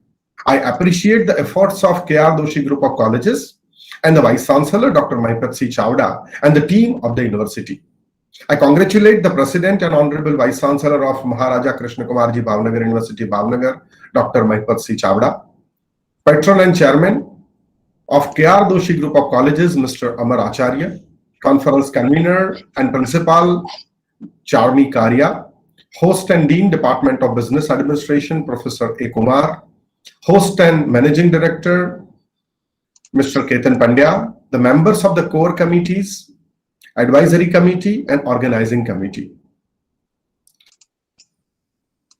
I would like to greet the chief guest of today's function, Dr. Chetan Trivedi, the Vice Chancellor of Bhakta Kavi Narsi Mehta University. My peer keynote speakers, Professor A.K. Sharma, Professor Unnat Pandit, Professor Hemant Trivedi, Dr. Rohit Kumar Trivedi, Saurabh Kumar, and all the dear participants. Greetings to all once again. I am thankful to the organizers for creating this platform, for sharing our ideas and learning from each other. I would like to say peer learning from each other regarding this professional education in global context. Friends, as you know, the character of education is changing rapidly. There is a swift. You think and there are changes. The demand for education has substantially increased because of the successful expansion of educational sector across the world. The whole world is interconnected with very thin, but at the same time very strong line of education. The strings, they are thin but strong, and they are uniting the whole world. They are linking the world. But if we flip the pages of our history, we will trace the beginning of globalization of education in the travel of students abroad since the 20th century. Some scholars have also opined that early travelers like Fahin, who came to India and stayed for nearly 6 years during the rule of Chandragupta II, and the visit of Yat Singh, we all know, we would have studied in our textbooks, during the rule of Harshavardhan, to research and write on the life and preaching of Gautam Buddha as the earliest instances of globalization of education. That means I would like to trace, friends, that this globalization, the trend of globalization, inviting or welcoming foreign students is not something very new to India. The great Indian civilization has already initiated the process of globalization of education much before the concept got currency in the rest of the world. As Dr. Chetan Trivedi rightly pointed out, that Nalanda and Takshila and many other such institutions were the seat of learning. They attracted students, researchers from each corner and nook of the country. Not only the country, but from outside the country, and the historical evidences are available. Ever since the world has come into being, a lot of development have taken place in educational sector. I would like to say from the inception to today. This is very evident in the way people gain access and spread information. So if we look at education and the development, then we can look at like this also, that how to gain access to information, how to spread information. That is also very important and vital part of education. There are work habits of the scholars, work habits of the people, work habits of the researchers, work habits of the teachers, work habits of the institutions, methods of socializing, and many more. The transformation of the devices that we use, from gigantic supercomputers to the tablets, are tangible signs of change. If we think of Takshashila and Nalanda, from those days, from those mud slates to these gigantic supercomputers and tablets, we can remark and we can look at the change in the tools of education, in the ways of education. This is brought about by the evolution of how people think towards the globalization of education. So we need to look at it. Learners of today's world are educated with the intention of becoming productive citizens in a democratic society in terms of what is required in the global context. So at present, the education, see, the meaning of education, the words get changed over time to time. So if we look at the present meaning of it, as I said, I would like to repeat that in today's world, we are educated with the intention of becoming productive citizens in the democratic society in the terms of what is required in the global context. As a result, learners possess certain characteristics that are part of new millennium, or you can call it a new globe or new society. We are not limited to local only. As our Prime Minister always say, that local and global, or local and global. So he mixed global and local and made it local.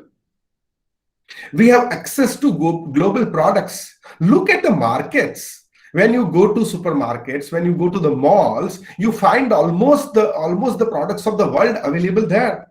You see almost the brands of the world, they are available there. It was a time when we used to go to other countries or foreign countries. We used to visit the malls just to see the things. Nowadays, if you go to some malls, if I just talk about Ahmedabad only, there are quite a number of malls in Ahmedabad which give you feel of the world market. Not only the market and products, but the facilities, the services, the change in entertainment. Look at the OTT platforms available, and you can see the entertainment from over the world. It directly comes to you. Look at the internet and the facilities which are created. Food, we almost get international cuisines in India. Culture, languages, communication, and what not. So we have global access. Our expectations are also global now. See, with the access of this internationalization, global access, naturally the expectations will also be global, and they go higher. I look at the higher education in global context from different angles. As I'm supposed to talk about higher education in global context, I thought of it from different angles. The first angle which came to my mind is of students. Second angle which came to my mind is of teacher and the system. And the third angle which came to my mind is society and employment.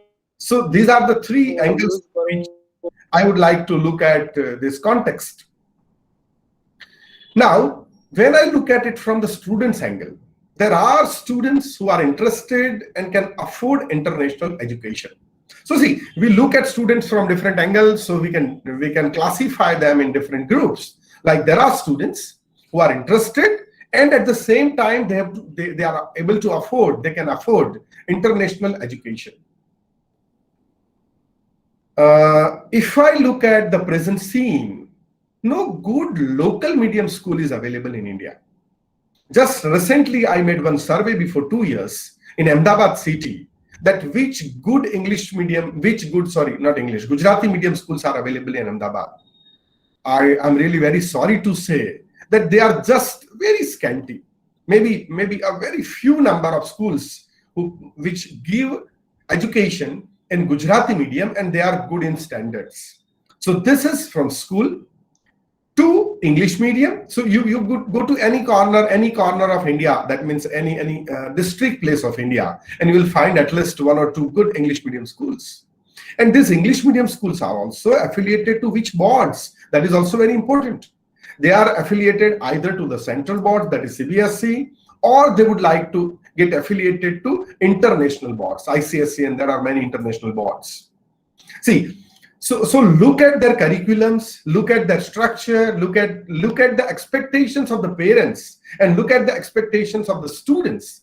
They want to study in the schools which can provide them some education which can compete with or which can be at par with or similar to the international and global education. There are people who take local education till 12th in their local areas or in their native place or like that. But then what happens? There are many who can afford, who would like to go to other better places in their state itself, or maybe out of the state, or maybe out of the country. They want education which can meet global expectations. If not able to go for UG, then I could see the number of students who are running out of India for doing their PG. I could see the number of applications, and anybody we can see that. So not UG, then PG. If even not PG, then for professional courses, we find number of students, number of professionals who are trying to get education which should be at par with international education system. Now, what is the reason why they want to do this? What make them do this, or what make them strive for education which is of global context? The reason is they want to become global citizen. As it is very rightly said that now it is, you are not the citizen just of one country. I can understand that by our passport or by many other limitations we are citizen of one country, but we are almost experiencing many things of other countries also. Their culture, their food, their systems, many things we can experience and explore. So people develop people who can afford to, by their funding, money, and by other ways of intelligence, they would like to become global citizen. They want to work with global companies and explore the globe. Multinational companies, international companies may be working in India, not a problem, but they would like to work with such companies. And when such companies even conduct interviews, they also expect that the students should have competence, which is an average competence of the world student. That means at the global level. So now another thing has started, and that has started, so this has given rise to skill development. So see, the idea was to get good marks in any standard, good certificates, and that's fine. The earlier idea of education is you get certificate with good marks and flying colors. Then the idea got changed, and it has talked about a perception of a better institution. Not just the degree. Degree must be good, flying colors must be there, but from which institute? That has come to consideration. After that, another idea came as which skills I really learn. So skill-based education and learning of the skill has become more important. In a global context, if you are skillful, then you can earn your money, or you can earn your bread and butter, or you can earn name and fame very easily in any part of the world. If you have certain skills, you can survive in any corner of the world. So that is what is concentrated, and that's why we have number of skill development institutions in India. UGC, MHRD, now we can call it Education Department. They are Ministry of Education. They all are looking at development of skills, development of 21st century skills among the graduates and postgraduates. So the degrees and theories got less importance now. They are replaced with skill-based education. We require skill, and why we require better skills? Because we would like to perform, our students want to perform. There are certain reasons and several indicators for that. One is, even if you want to get admission in good institution, whether it is in India or outside India, you need to clear many entrance tests. So they don't just trust the syllabus through which you have studied or through which our students have studied. There are tests like GATE, GMAT, CMAT, AIEEE, GRE, IELTS, and whatnot. Some tests skill your language, some tests skill your understanding of education, some tests check you how. And when you are applying, when any student apply for admission to some better institute, what they ask for? They ask for statement of purpose. They ask you that, okay, tell us why you would like to join our course, why you're interested in our program, what make you learn this, why really you are interested. That's what they are very much interested in. There are some personal interviews sometimes, group discussions and whatnot. So there is whole screening process before giving admission. Now, I look at the screening process from a different angle. The screening process is required because they would like to check whether you are at par with the student whom they would like to admit. So whether you studied that kind of syllabus, whether you have developed that attitude, whether your perception, your understanding, your learning, your communication is up to mark which we expect or not. If it is not, then whatever mark sheet you have, whatever percentage you have, whatever percentage any student has, have no importance. So these tests and interviews and everything happen not only just for the admissions, but it happens for recruitments also, that we all know, that even for the appointments. So this is what is happening. Now, what students are interested in, what the world is interested in. If you're marked when you receive some video or some message in your WhatsApp, suppose the message is more than 3-4 lines, or maybe 15-20 lines, or maybe 100 lines, how many of you really read that message?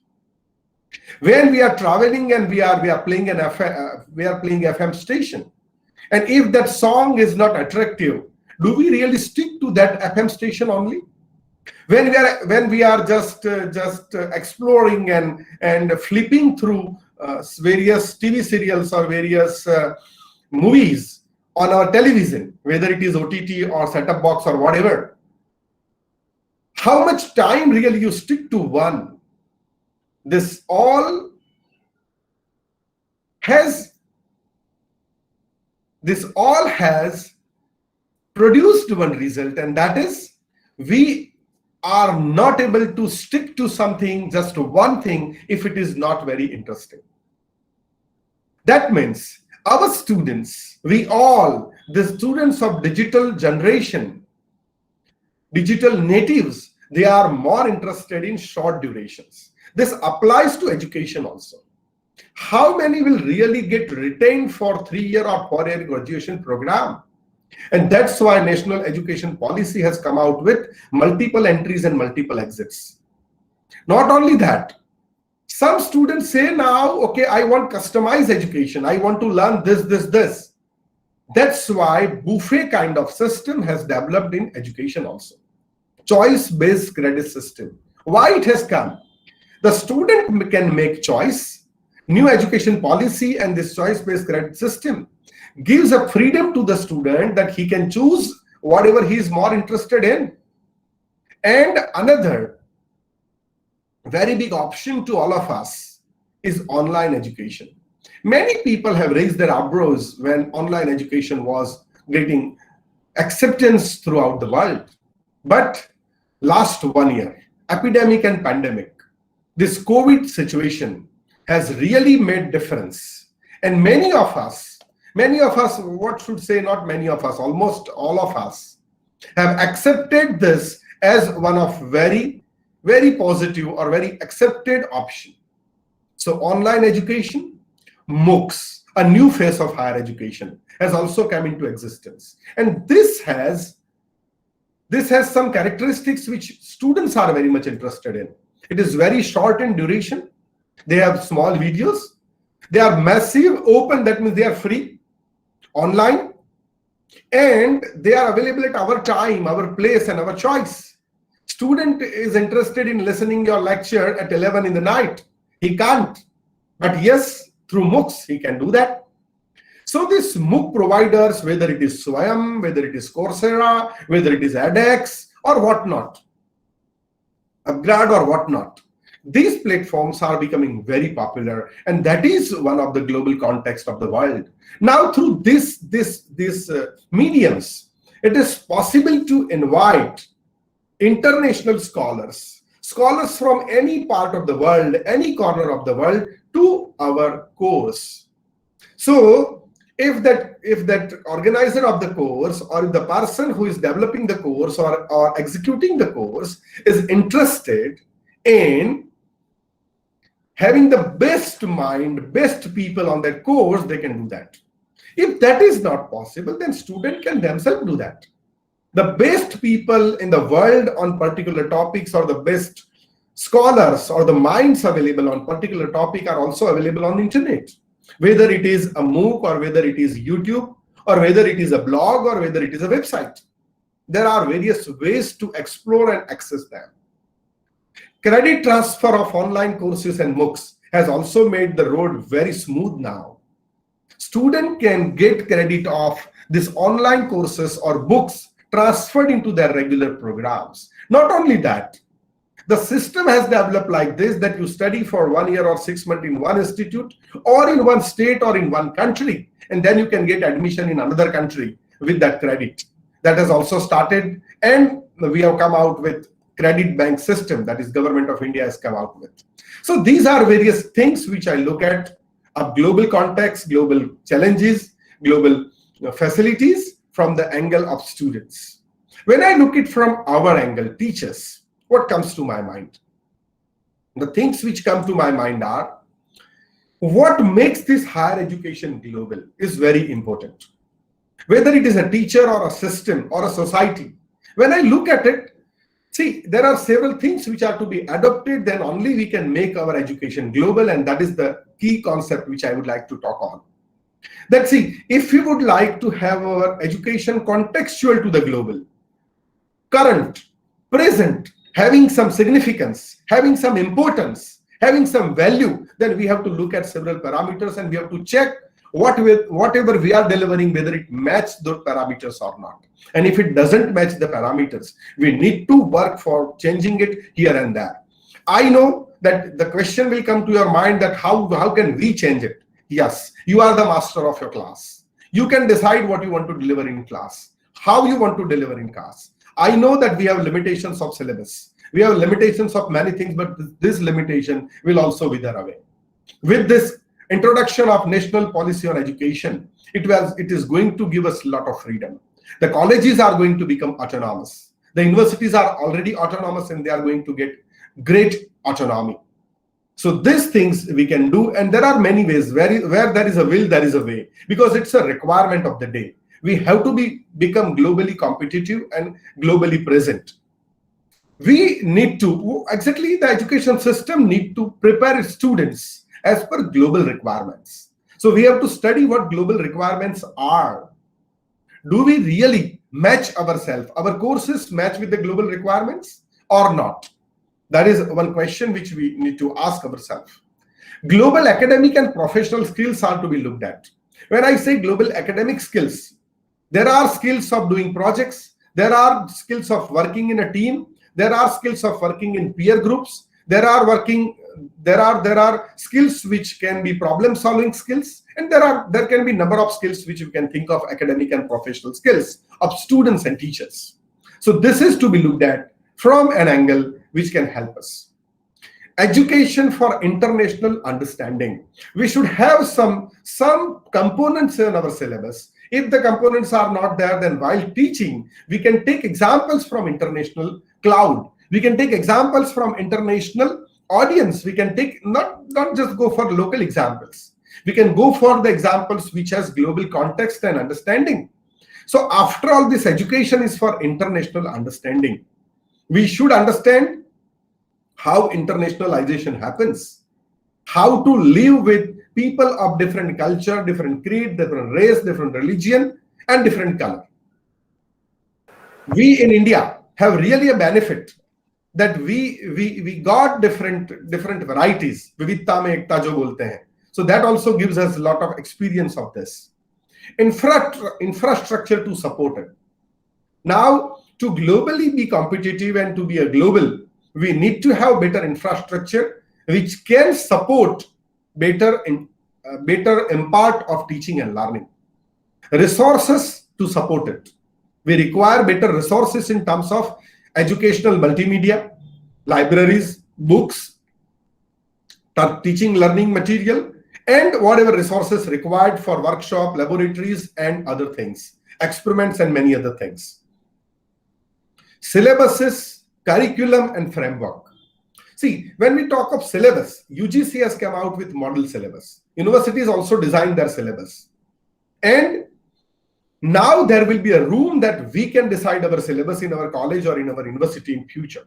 Those who are able to participate in this, at present, those who are stakeholders, those who are part of it, like Board of Studies and many other things, they must think of the syllabuses and curriculums, whether they are competitive, whether they are at par with the world or not. Because when credit transfer happens, when your student, if you want to take admission in some institution which is global in India or outside India, they will check their syllabus, what they studied. And if your syllabus is at par, then only they will get credits. Otherwise, they will not get credits. Now, framework. Framework must be like a credit system framework. If the framework is not a credit system framework, then it can create a problem. Like we have 3-year graduation in most of the universities. 4-year graduation is more accepted at the world level. If our student has completed 3-year graduation, then again he has to take admission in graduation when he goes to global institutes. So that also has to be looked at. Continuous assessment and evaluation. See, evaluation system has to be looked at from different angles, not just one angle that they should write answers in 3 hours and that is how they should produce. So continuous assessment, alternative assessment has to be looked at. Project-based learning. There should be ample number of projects which we can develop and which we can learn through. Exposure to global system of education. See, even if we are imparting education in our institute, we should develop such a system through which they can understand that what kind of global education the world is delivering. Whether it is a learning style, pedagogy, delivery, resources, teaching and learning material, education system, grading, credit, project, or whatever. You can think of ample options. Publications in top-rated journals like indexed and high impact factor. We should motivate our students to learn that what is the importance of indexed and impact factor journals.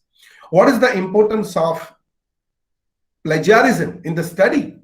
Sometimes I have seen that even students or even teacher expect that, okay, you should write answer in this fashion only, then only I'll give you good marks. So these things are also to be looked at. Patents, which is something the world is looking at. World ranking of universities is also to be looked at, that where we stand and how many, Education can bring foreign currency and visitors. I tell you, if we develop these things, we can attract students from the world. Why only UK and US or European countries and North American or American countries attract students from the world? Why India cannot attract? I'm very proud and happy to share, friends, that at present I am a director of School of International Studies of Gujarat University. And I have students from 23 countries of the world. And the number of students which I have in Gujarat University is 228 at present. So we have more than 200 foreign students on my campus of Gujarat University, and they are from 23 countries. And we are catering to them. We have to develop some such things which can attract these people to our institution. And I tell you, this is also one of the way to earn foreign currency and to attract visitors. As I started with Nalanda, Takshashila, and some other examples, we were the path breakers. We already have foreign students when nobody was thinking of foreign students. So we should try to do that. Rescaling of educational accountabilities. See, in education, accountabilities are some problem. We have to rescale them. We have to really decide the scales, how to do that. And this rescaling is to be done about accountabilities linked to international and national testing regimes, agencies, and that impact. We have to look at that, what impact they can have. I'm really very happy to share that startup and innovation institutes, startup centers, incubators, that has really provided very good opportunities to our students to come out with this. And the startup and innovation has changed the whole scene of the universities. So colleges and universities should develop and strengthen their startup and innovation departments. Reputation and perception is also very important. We should develop, bridge, and strengthen the reputation and perception of our university. When we think of university, when we think of university praise, and when we listen the name of Harvard University, Oxford University, Cambridge University, just by the names we say, oh my God, yes, we accept their credibility. But what about the name of our universities? Have we really developed that credibility? What about our colleges? So we should also try to look at this. And when we are trying to develop this reputation and perception, there are several impacts and there are several indicators we have to look at. And the indicators may include safety, how safe our campuses are, lifestyles. We have to look at lifestyle. Then we have to look at discrimination. Do we have any kind of discrimination like racial or many other or whatever? Climate and culture is also to be looked at. Study programs and courses, whatever we offer, they are also to be looked at from a global context. Not just looking at the courses which are traditional and mindset year-old or age-old courses. Facilities and support services, they are also very important. Teaching quality, teaching staff and methods, recognitions of courses and institution plays a very big role in this. Now, I very quickly would like to touch society and employment. The basic need, when the basic needs are satisfied, person looks at betterment. See, now in India or in Gujarat, whenever you look at, almost the basic needs of people of some average, they are almost satisfied. That's what we can say. Or when the basic needs of education get satisfied, they try to look at higher. Students, now what they want better infrastructure. They want better facilities. Not only students, I would like to say institutional society, teachers, anybody who is working. Why people would like to work in Google this much? Why people would like to work in multinational companies? Why people would like to work in the best institutes which provide the best infrastructure and facilities? And the reason is better infrastructure, facilities, services, security, opportunity, pay scale and structures. See, exactly everybody whosoever is employer, they want peaceful and resourceful employment. So everybody wants to live in a peaceful and resourceful society. That's why migration is happening, whether it is from villages to cities, from cities to metro cities, or from metros to other countries. Job in multinational and corporate houses is something which everybody is interested in. That is what is happening nowadays. So, see, these are several factors. Employer want better skilled candidates who can suit to their environment. Now, if we look at the employer side, the person who gives job, they are also interested in a people who can suit to their environment and who is a better skilled. So that is our duty to prepare people with better skill and good skill. Direct benefit of startup and innovation is happening to the society that we know. Class, social structure, opportunity, and education should be on truly global scale. Then we can think of education in global context, and we can really survive to their competition and to their expectations. Increased demand of transparency demanding accountability, efficiency, and measurement in education is tremendous nowadays. So students, parents, teacher, everybody demand transparency and accountability, efficiency, measurement in education. So that is what we need to look at. I would like to say that this national policy on education, that is really providing an environment that has prepared the farm for us for better seeding and better crops, provide better ambience for making our institutions of higher education global. Multiple entry, multiple exit, MOOCs credit transfer, autonomous colleges, no affiliated colleges to the university, teaching university, research university, multidisciplinary universities, research funding agency, like a big agency in India, NAC, support to become world-class university. This all is paving road for better global kind of education and better education providing in India. I guess this is what I wanted to talk about when I talk about this global education or education with global context. With these words, I would like to end my session here. I would like to thank you one and all. I would like to thank organizers and best wishes to all the paper presenters. My best wishes to all those who are with us for your happy and healthy life. Thank you very much. Thank you so much, sir. Your speech. From your speech, we have clearly understood your topic, that higher education in global context. Thank you so much, sir, for your speech. It is great pleasure for us to listen to you again in our future events. Okay, so now moving forward, I would like to introduce our last keynote speaker of this conference, Dr. Rohit Trivedi, sir. Dr. Rohit Trivedi sir is Associate Professor in Strategic Marketing and Director of Postgraduate Studies at School of Management, University of Bradford. Immediately prior to this, he was postdoctoral researcher with Chair of Marketing and Innovation at University of Hamburg, Germany, and Associate Professor of Marketing at MICA. He holds academic qualifications of MCOM, MBA, and PhD. Dr. Trivedi has published research papers in leading international peer-reviewed journals, including Journal of Business Research, European Journal of Marketing, Journal of Advertising and Research, International Journal of Hospitality Management, Journal of Cleaner Publication, etc. Also, sir has got a Best Research Paper Award in 8th International Conference organized by OECD and LEED. Okay.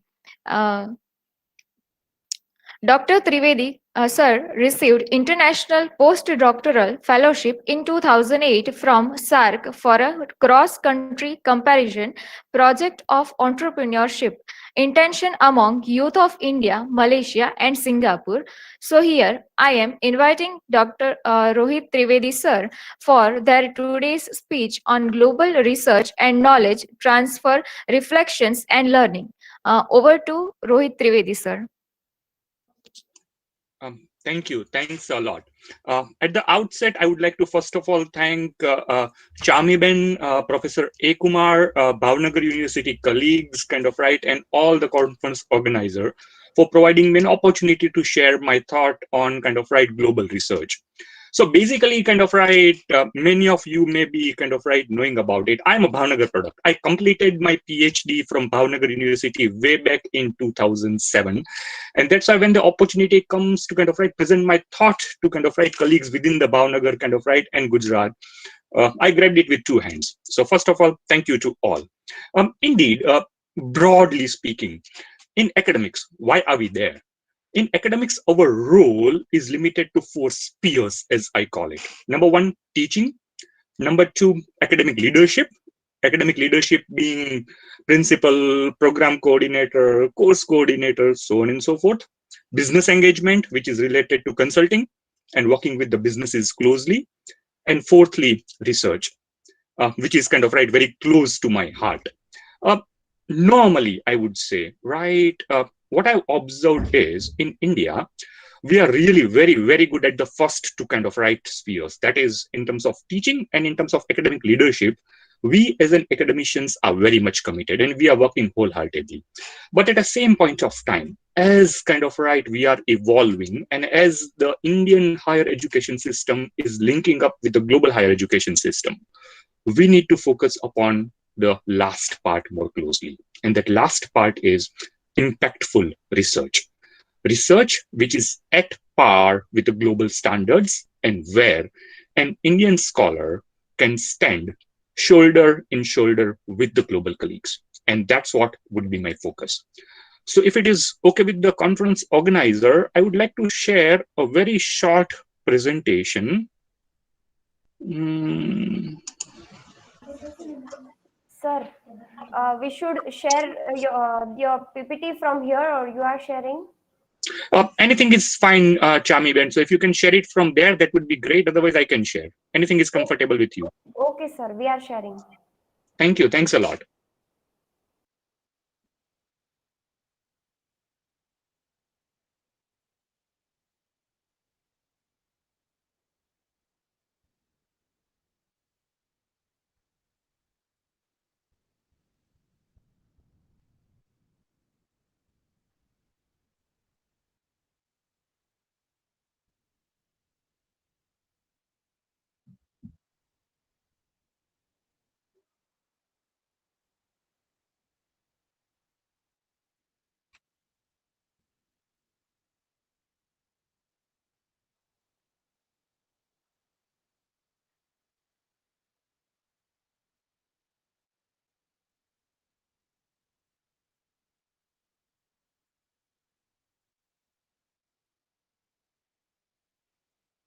Thank you, Chami Ben. If you can do the full screen, that would be great.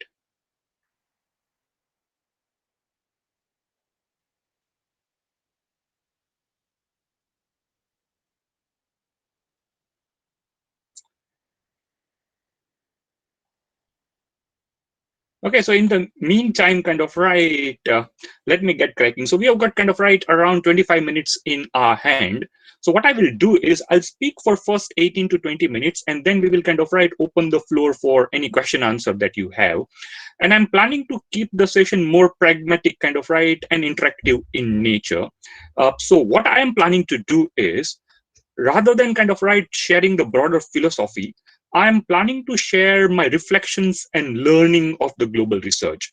So I completed my PhD from Bhavnagr University in 2007, and since then I have been involved kind of right in various research capacities, kind of right, and across the globe with various scholars in different research projects. So I'm just planning to share some kind of right reflections, learning, and some thoughts that I've gathered during kind of right last kind of right these 15 years, so to say.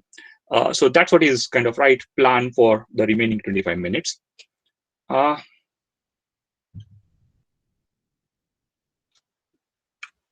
the screen has gone blank. So if you can share it, that would be great.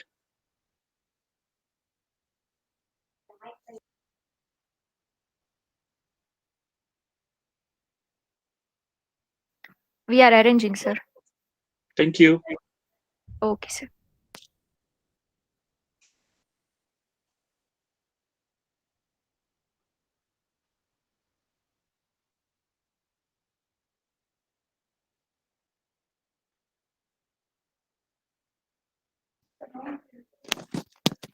Is it okay, sir? Sure. If you can just press F5, I think so it will go into the full screen mode. Just a second, sir.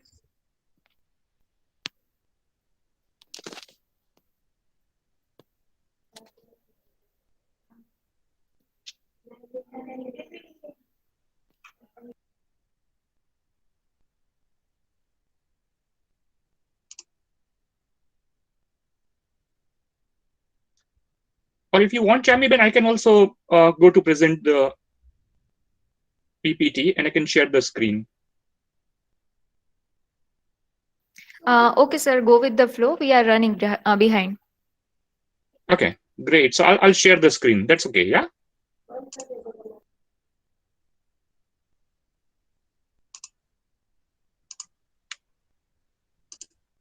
I hope you can see my screen now. Yeah? Hello? Yes, sir. It is visible.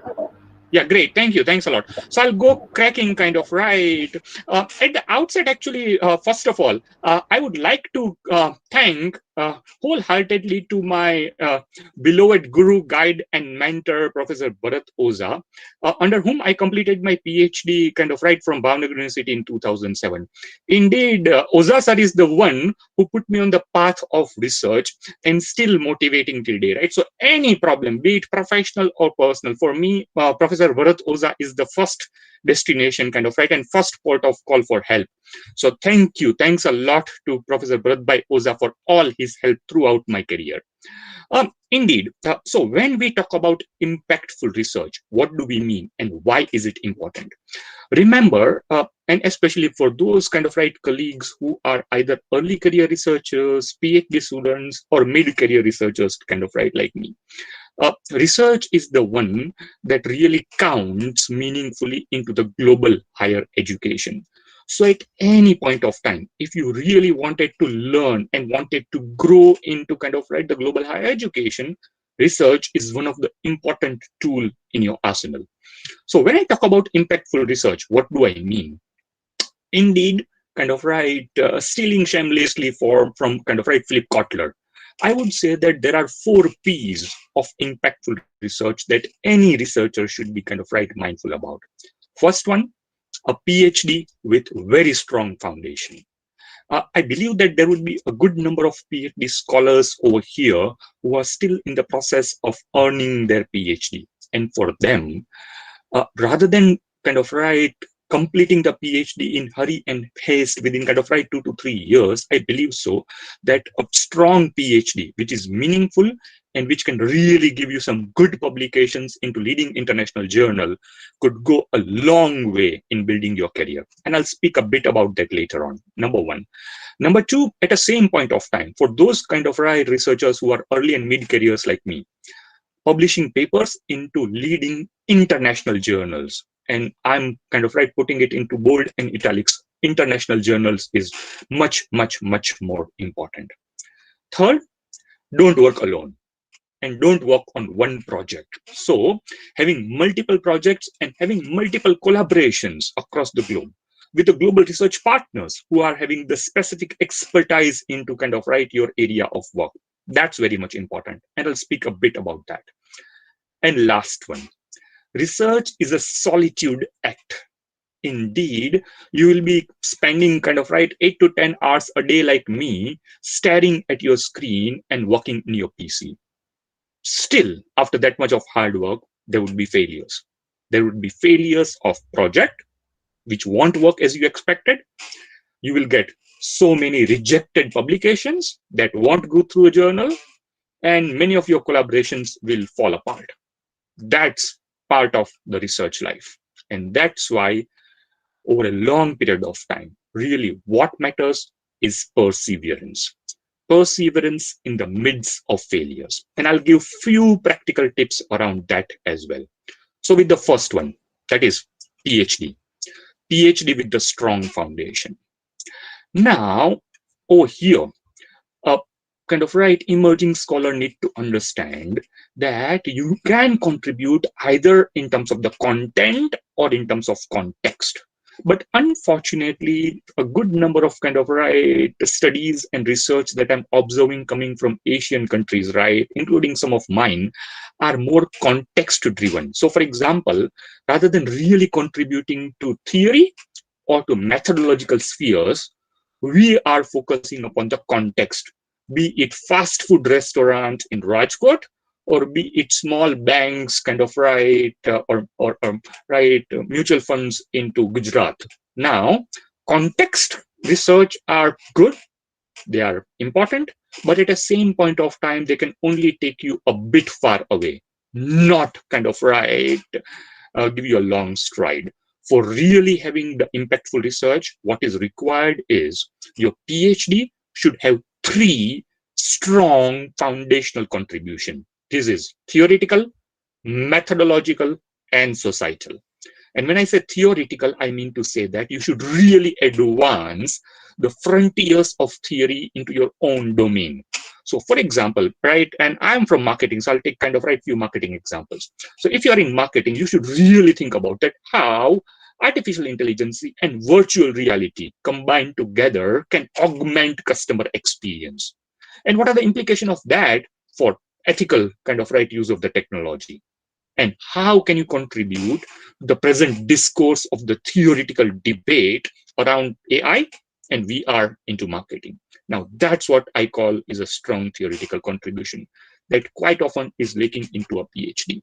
Second, at the same point of time, along with theoretical contribution, important is methodological contribution.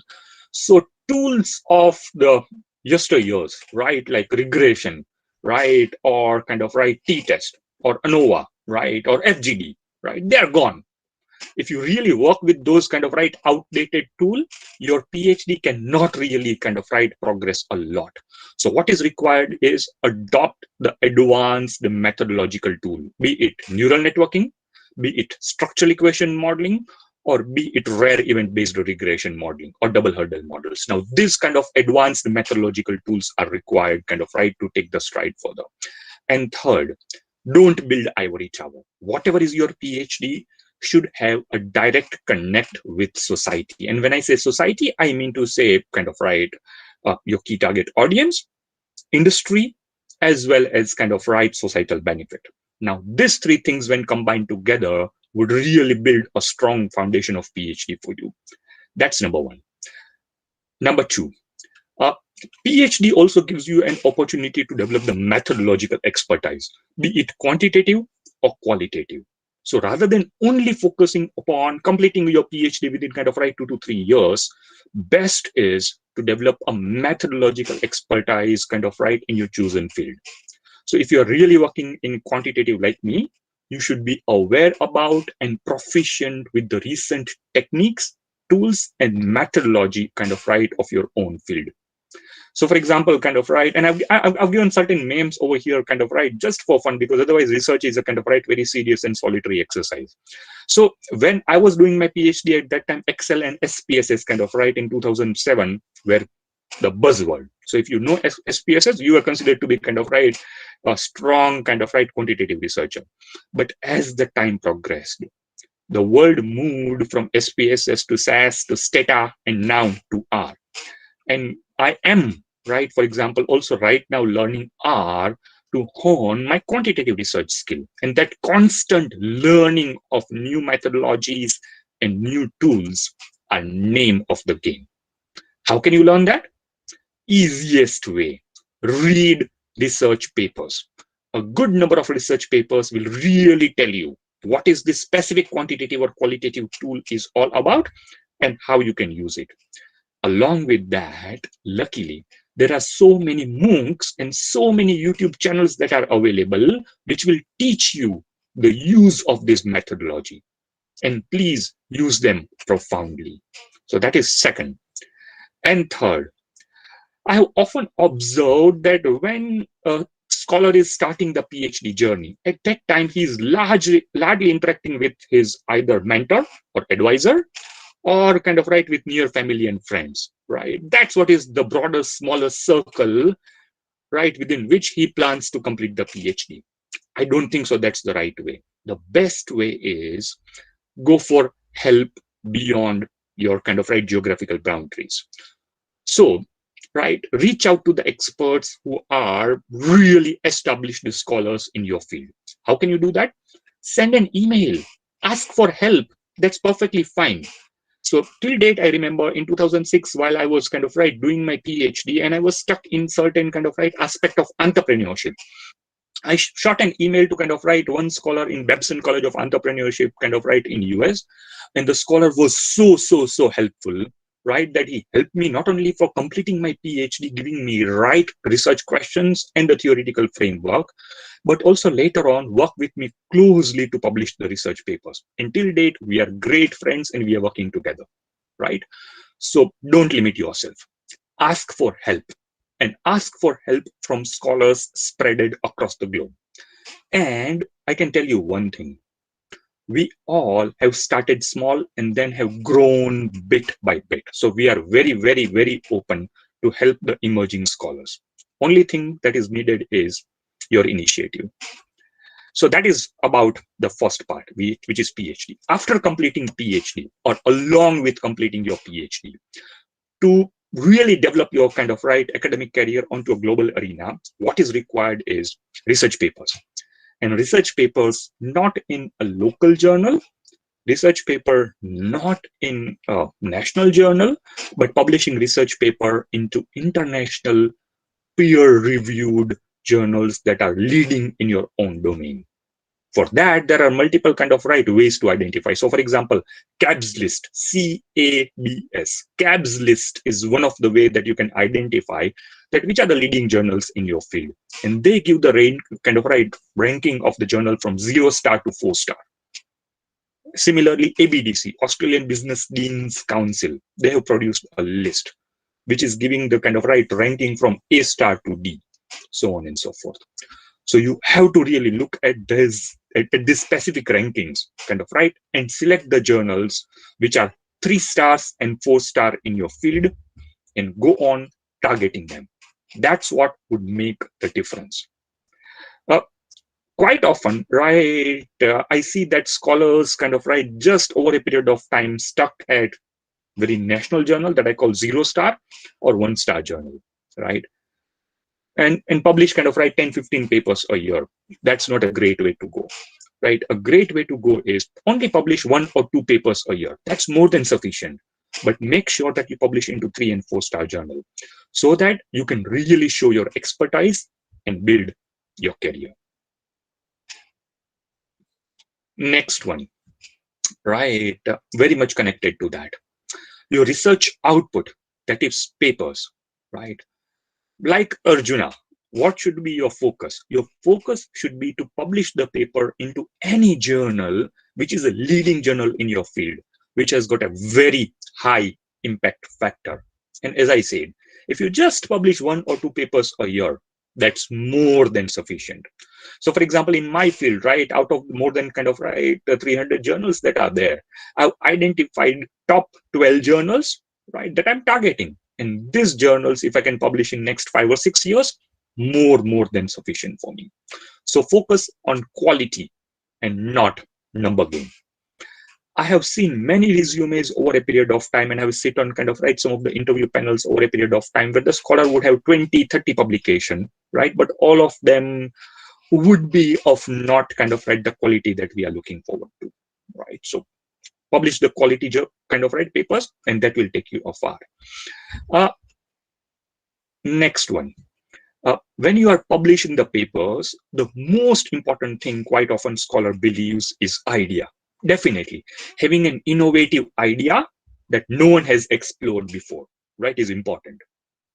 So you should be reading the recent papers into your domain, right? So for example, in my domain, it is Journal of Marketing, it is Journal of Academy of Marketing Science, or Journal of Retailing. These are leading journals. Identify the leading journals in your field and read the papers that are latest from those journals to get the new idea that you can work upon, new project that you can build upon. But along with idea, the important thing is execution. And when execution comes, it's an old saying in research that the true test of an idea is when rubber hits the road. Can you execute it? Can you generate result? Can you write a fluent research papers based upon that, right? That's what is the heart of the global research that should be focused upon. So idea and execution, both are equally important. In fact, one of the recent Japanese scholar with whom I'm working very closely, he said very beautifully. He said it's 20% of the idea and 80% is execution. The reason, ideas are buck a day, but execution is rare because that's where you will put the theoretical framework. You will put your hypothesis. You will put up your experimental research or questionnaire or focus group discussion guides. You will collect the data and you will analyze it in the most scientific and proficient manner to get the results. And that's what is heart of the game. That is, focus upon idea, but more importantly, see how you can execute it in a way that is of the global standard. Next one I wanted to talk about is multiple projects and multiple collaborations. Why? Simply remember one thing. As I said earlier, in research, it is inevitable that few of your projects and few of your collaborations will fall apart. It won't work. And there are multiple reasons why it won't work, right? But the important thing is act like a juggler. So have multiple projects and multiple collaborations at any point of time. So for example, my rule of the thumb is I will have at any point of time 7 projects and multiple collaborations across the globe growing forward. The reason? That will give me sustained flow of the publication and help me to build my career going forward. Now, then the question comes, right? What are the areas where you can look for this project? Indeed, right? Now, with the blessing of technology, we have got so many new areas and avenues that are opening up, right? So, for example, artificial intelligence, blockchain, virtual reality, augmented reality, the theme of sustainability, machine learning, bots. These are going to be the key theme for the research going forward, be it in any discipline. And this trend is your real friend. So pick up these themes and view them into your own research. So for example, right, I'm working largely into big data analytics and into artificial intelligence. So now I'm weaving different themes within artificial intelligence and big data analytics. For example, I'm working on artificial intelligence and customer experience, chatbot and consumer decision-making journey, augmented reality and ethics. So you can view different themes within this emerging trend and create the project for which you can work with the global collaborators. Lastly, second, on this topic, so whenever you are forming the collaboration, don't limit it to the geography, right? You can actually go on global. If you've got a great idea, you can simply approach the scholar within that specific domain. And I'm sure that if you approach 5 scholars, 2 or 3 scholars would be more than happy to work with you, given it's a great idea. And given that you have the capability to execute it. So work with people around the globe and you will be able to develop your research. Second thing, don't focus on one project. I've seen quite often that people spend 4 or 5 years just on one project, thinking that that project will give the great quality outcome in terms of 4 or 5 papers down the line. The trends are changing. Many research scholars are working on the same domain, executional problems could happen that could really shatter that project down.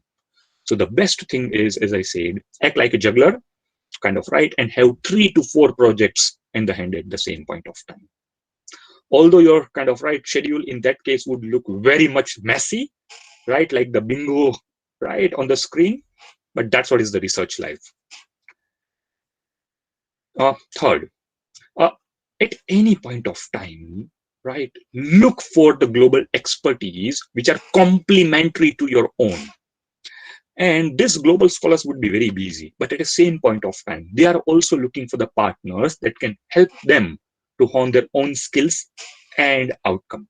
So for example, if you're a quantitative researcher, and if you're a very good quantitative researcher, you should talk to other people in the field who are not only quantitative researcher, but qualitative researcher.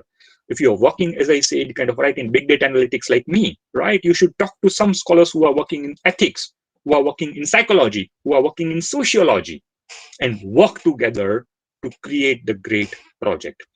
In fact, in past, many of my reasonably good projects, I would say, were multidisciplinary in nature, where I reached out to a colleague in psychology, or I reached out to a colleague in peace studies, right, or I reached out to a colleague in mathematics, and we worked together, right, for creating the new models and new theoretical, right, paradigms. So that's what is very important. After even doing all of this, as I say, failures are bound to happen. This is a solitary exercise. Out of 5 projects that you are setting up, 3 would fail, right? Out of 10 papers that you are submitting, 7 are supposed to get rejected on an average. At that particular point of time, the important thing is perseverance.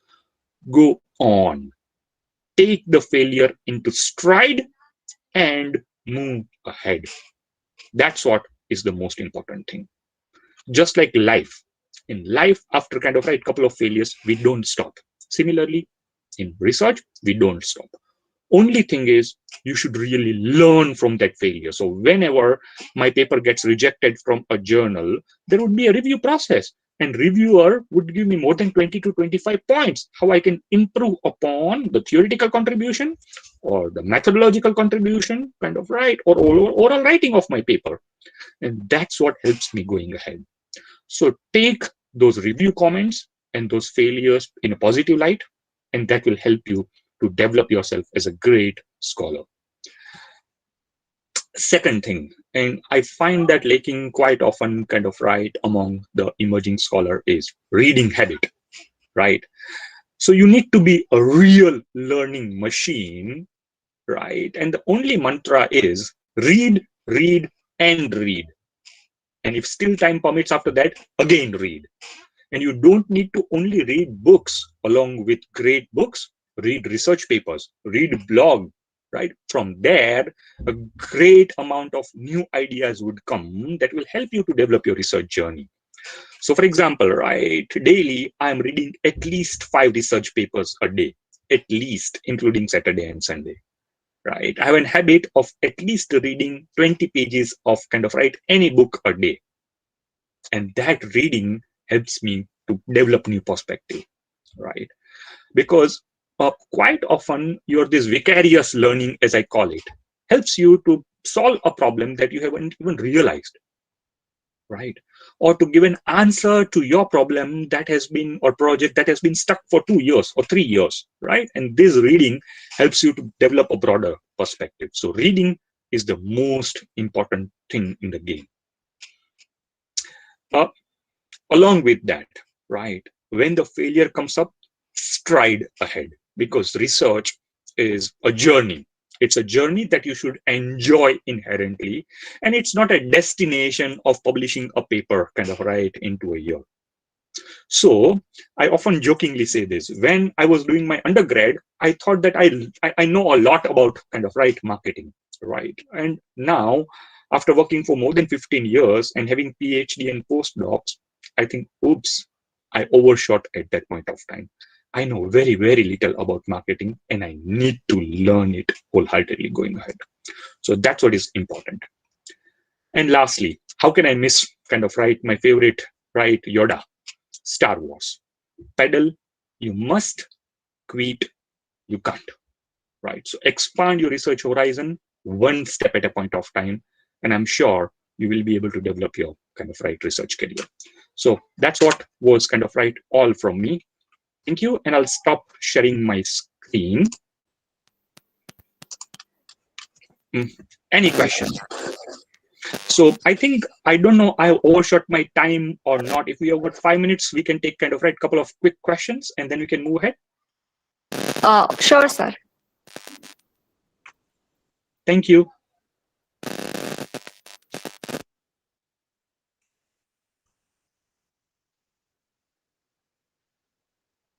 Anything that we can. Okay, it seems that kind of right, we don't have any questions. So Sir, someone shall we has call it a asked day? in the chat box, someone has asked, the confusion is whether the tool is important for the problem or result in the study. Someone has asked in the chat box, you can find. Oh, that's a very, very good question indeed. And a good number of kind of right, my PhD scholars are wondering the same thing when they are starting that research journey. What is most important thing? Is it the research question, right, or research problem, or is it the tool, right?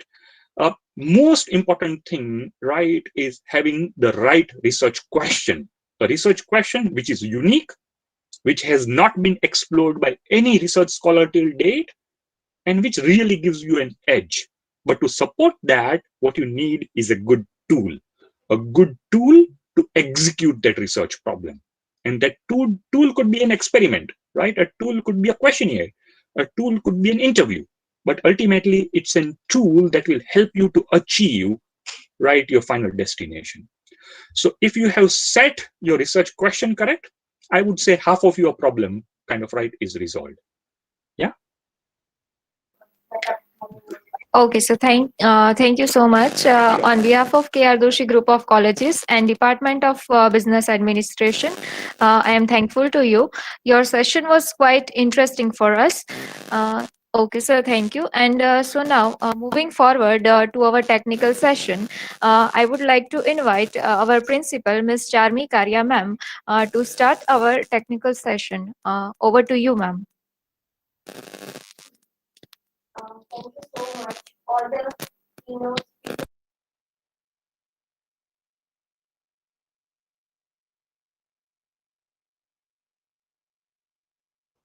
Sharmi, your speaker is off.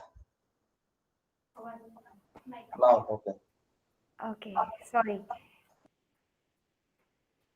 Thank you so much, all the dignitaries, all the keynote speakers. Now, here, most awaited part of today's conference, the technical session is going to start. But before that, I would like to introduce our today's chairperson, Dr. Jay Badiani sir. Dr. Jay Badiani sir is an associate professor and coordinator of MBA and PhD Department of Business Administration, Maharaja Krishnakumarsinhji Bhavnagar University, Bhavnagar. He has academic qualification like MBA, UGC NET, and PhD. He is also a Senate member for consecutive second term.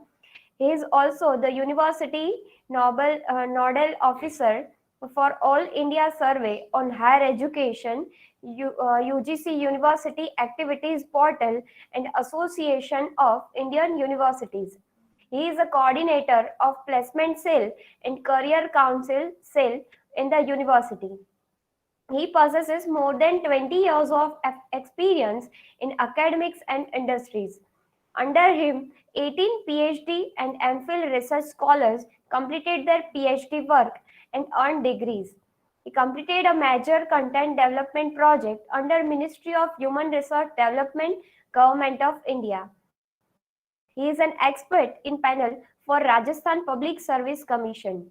He chaired, co-chaired and presented and published various research papers in various international, national and regional conferences and seminars.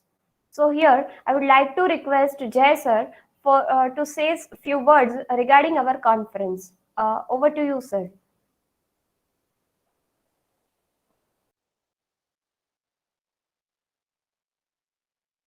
Sir, your mic is mute.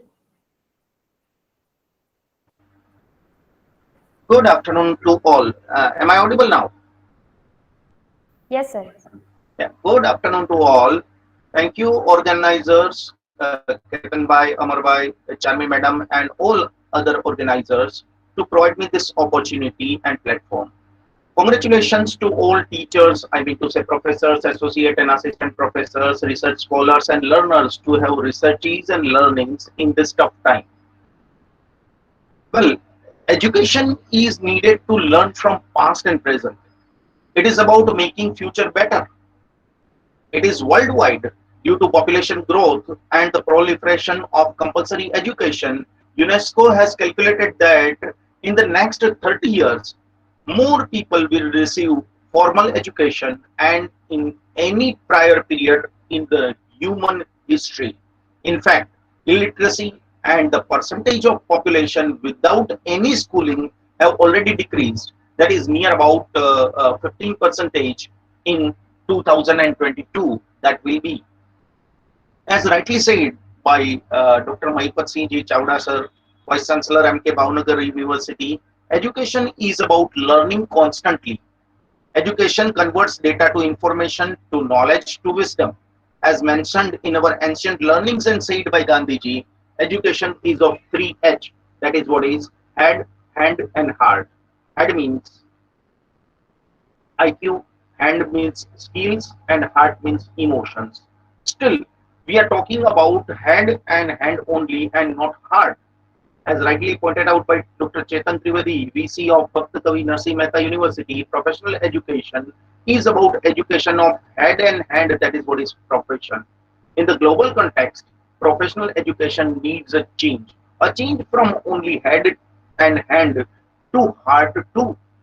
There are many points, many things as rightly deliberated, greatly and specifically deliberated in detail by Professor A.K. Sharan, Professor Jagdish Joshi, and Dr. Rohit Trivedi. Adding to them and looking to present context, various points may be considered for professional education for various faculties, like how they are changing. First point is internationalization of professional education. From syllabus to exams, the contents and context of professional education is becoming one. Research is, rightly Rohit sir said, that they are focused to international. Science learning must be fastened more as newer challenges from virology like COVID mutants to space sciences are there to be solved. Information technology has provided more pace to learning of professional education. Teaching teachers, that is education faculty, is changing to action-oriented learning, and the learning became deeper. Management will be classified in various parts and micro parts like healthcare management, education management, disaster management, financial markets management, etc.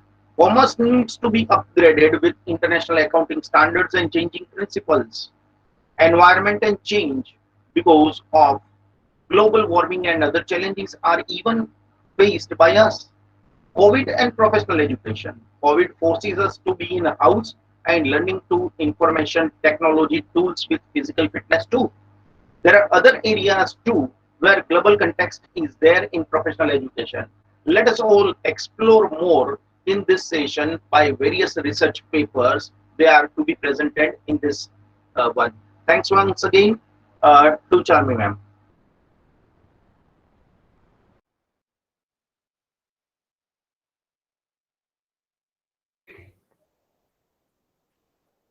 Okay.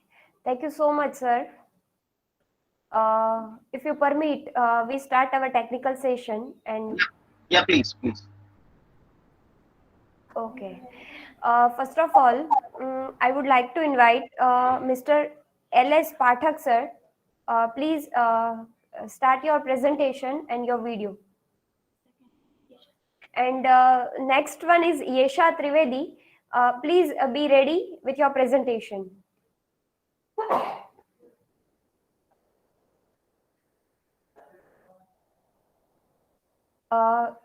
L.S. Pathak, sir, are you there? Yes, I am audible. Yes, sir, you are audible. Please start your presentation and your video.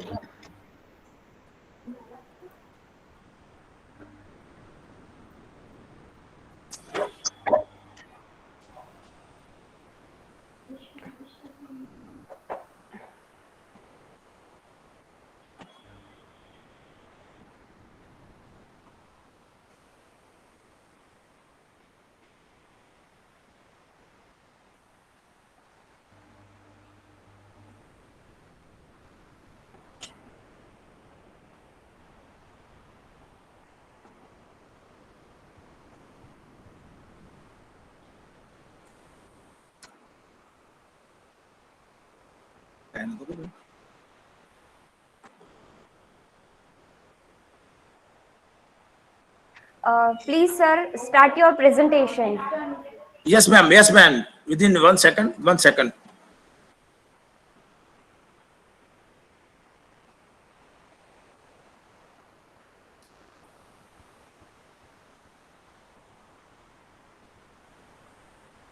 Pathak sir, are you on laptop? Yes, sir. On the right bottom side, that's what's a button called present now. Yes, please continue. Yes, it's visible. Go for full screen mode. Yes, thanks, sir. Today's chairperson, Honorable Dr. Jay Badiani, sir, our Vice Chancellor of Bhavnagr University, Chairperson of K.R.Doshi Group of Colleges, all research persons and participants. Today's my topic is digitization of commerce educations. Firstly, I thank you to the organizer for organizing sir great conference, international conference, and give the opportunity to present my papers. Bill Gates has rightly said that the use of technology just a minute. Yes, sir. Just a minute. How much time to each participant you have given? 5 minutes. Let it be decided by the organizer. Tell me, ma'am. 5 Is it minutes. 5 minutes. I know. 5 minutes? I will finish within 5 minutes. No problem, sir. Sir, But we have, we yes, need to sir, clarify we the have rules for given everybody, sir. time. Yes, sir, we have given 5 minutes for the whole presentation and question answer. Okay. Patak sir, please continue. Yes.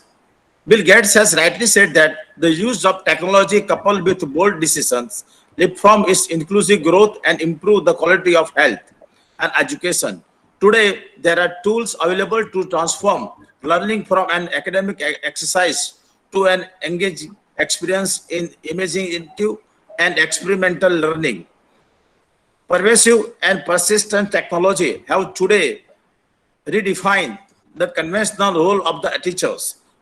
There have been initiative to the introduce technology in the realm and of education.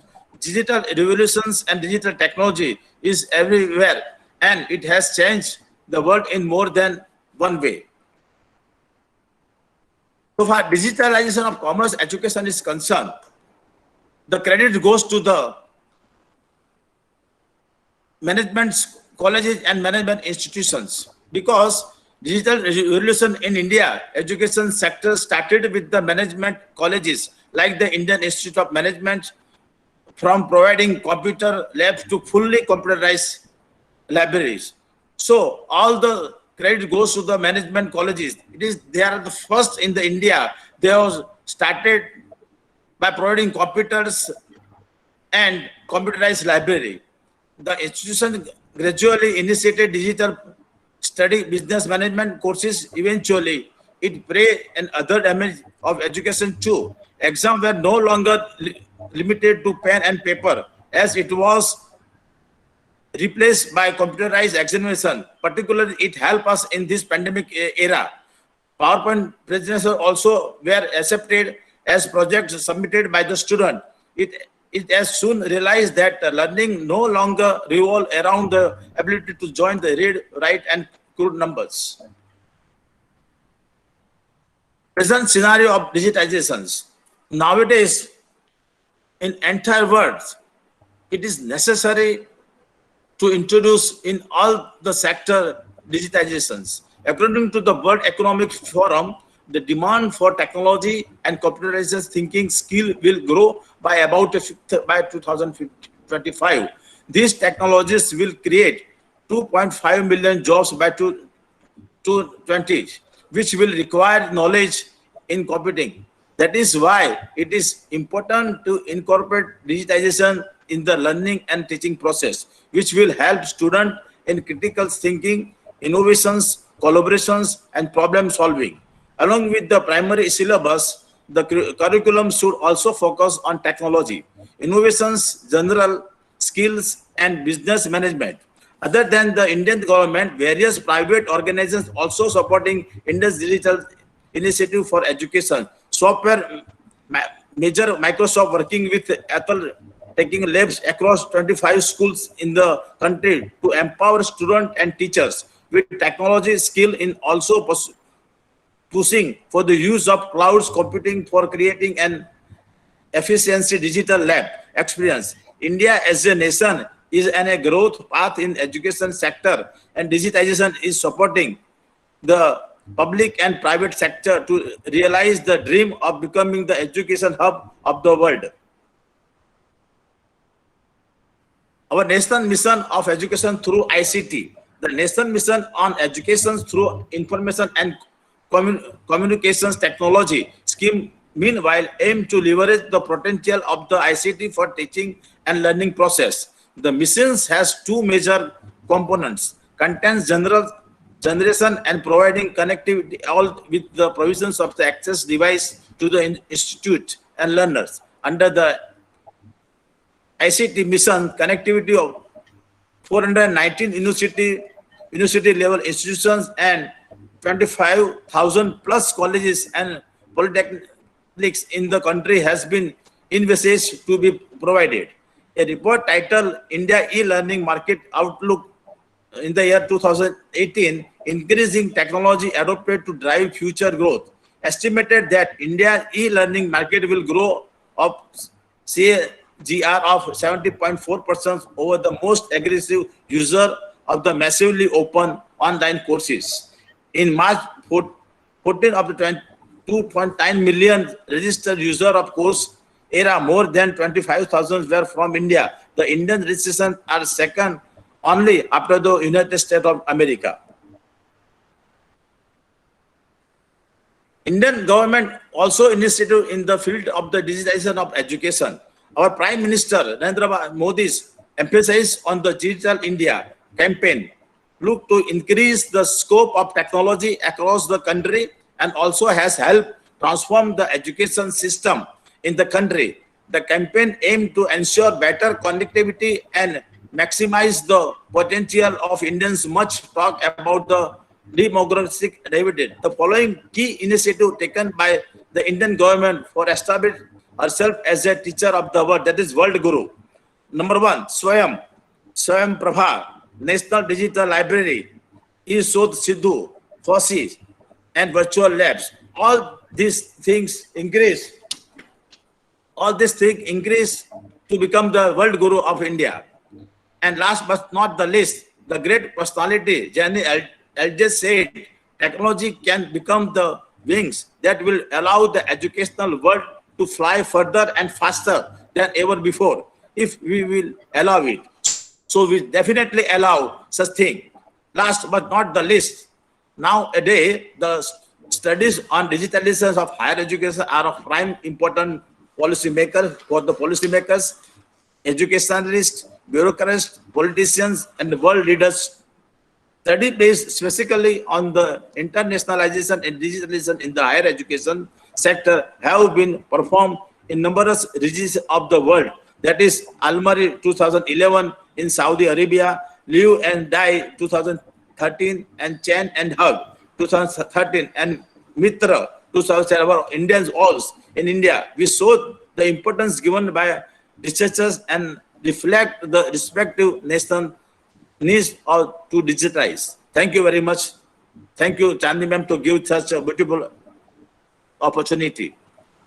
Thank you, chairpersons, Dr. Jay sir. Thank you, Patak sir. Any questions from the audience first?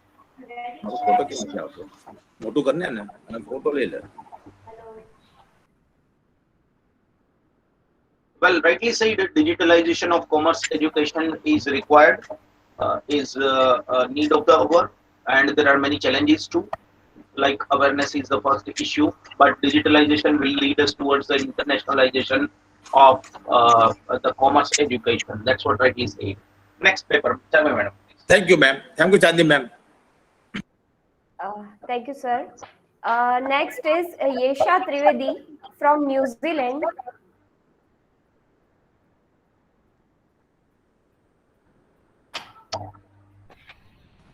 Hello, everyone. Hello. Yeah, Yes, Yesha, audible. Yesha, you are audible. Okay. Hello, everyone. Hello, all the dignitaries. Thank you so much for providing me this opportunity to speak in front of you all. And thank you so much for providing me to present my research right now. So let us just start a presentation right now. Just let me share a screen of mine first.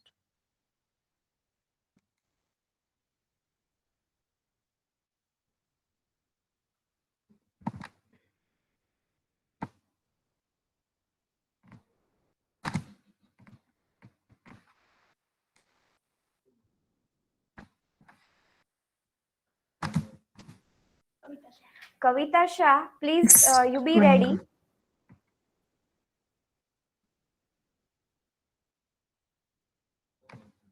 Is it going on? Hello, ma'am. Yes. I am Kavita Yeah. Shah. Visible. Okay. Kavita Yeah. Shah, you are next to Yesha. Sure. Okay.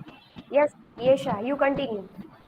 Okay, yeah. So I'm just going to present my paper on a customer buying behavior and satisfaction survey on Magic Memories, which is a souvenir photography company in New Zealand, which is having its location in Auckland, including lots of cities of New Zealand.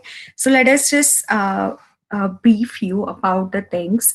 First, I'm going to cover introduction and aim, problems, literature review, data collection, findings, conclusion, and recommendation, and action plans as well.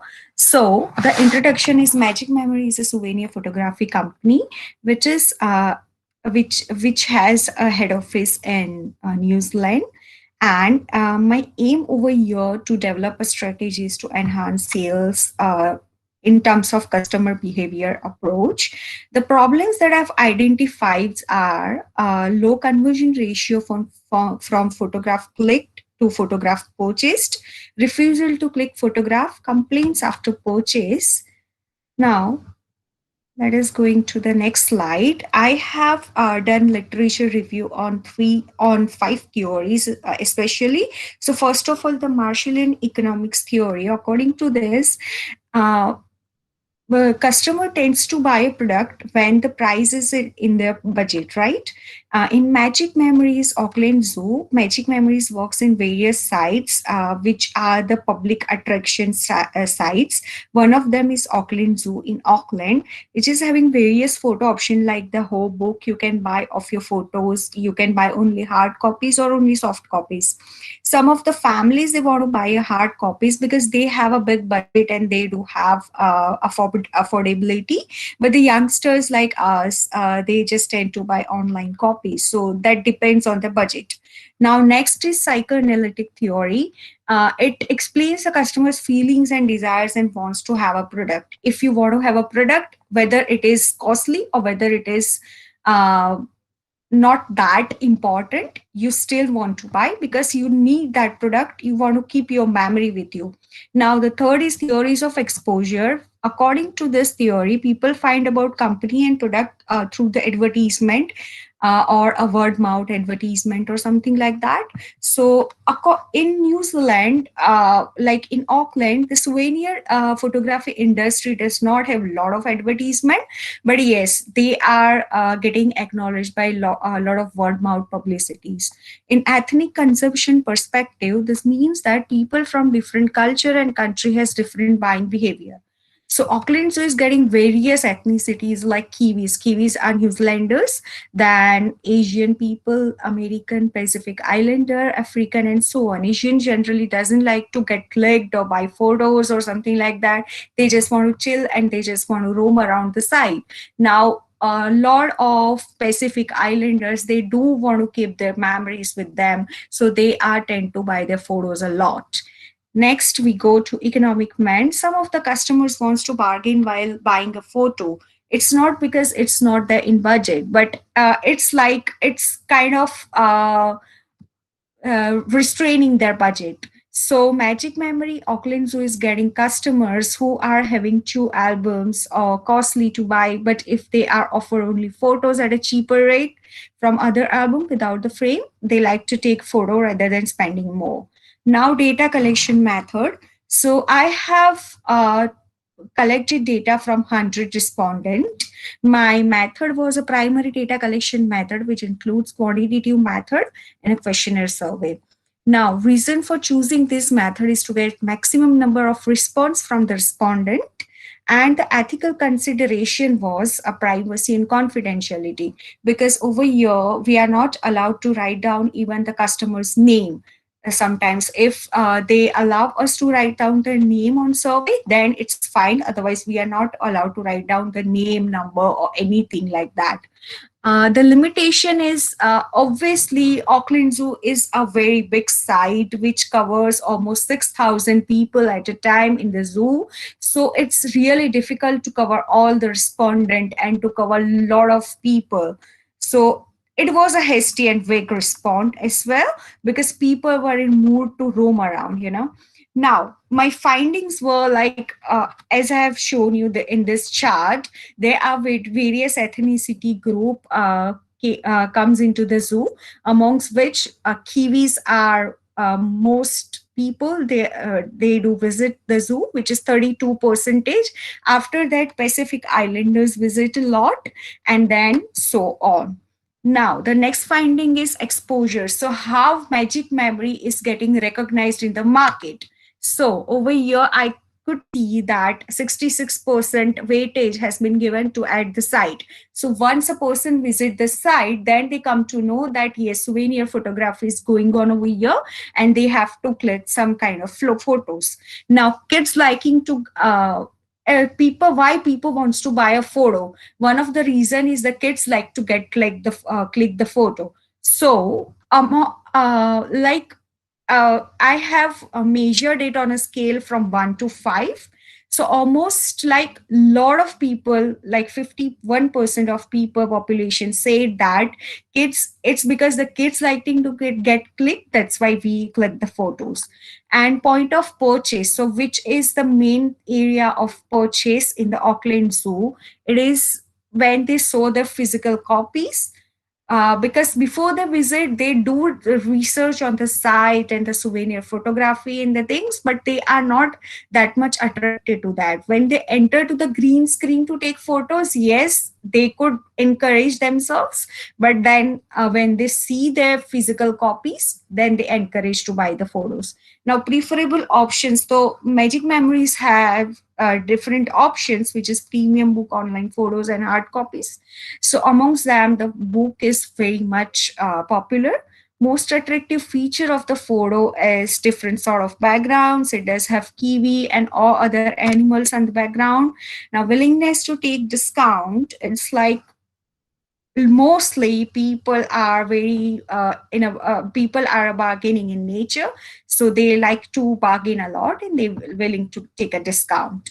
Now, once at the green screen, the host obviously encourage people to take the photos. So let us rate the host approach. And according to people over there, the host approach is really satisfied, which is 43% people have said they are really satisfied. Yes, and the conclusion is Magic Memory is one of the best companies in the New Zealand that provides good photography experience with the customers. Through they have to focus on though they have to focus on certain areas to provide great experience to the customers.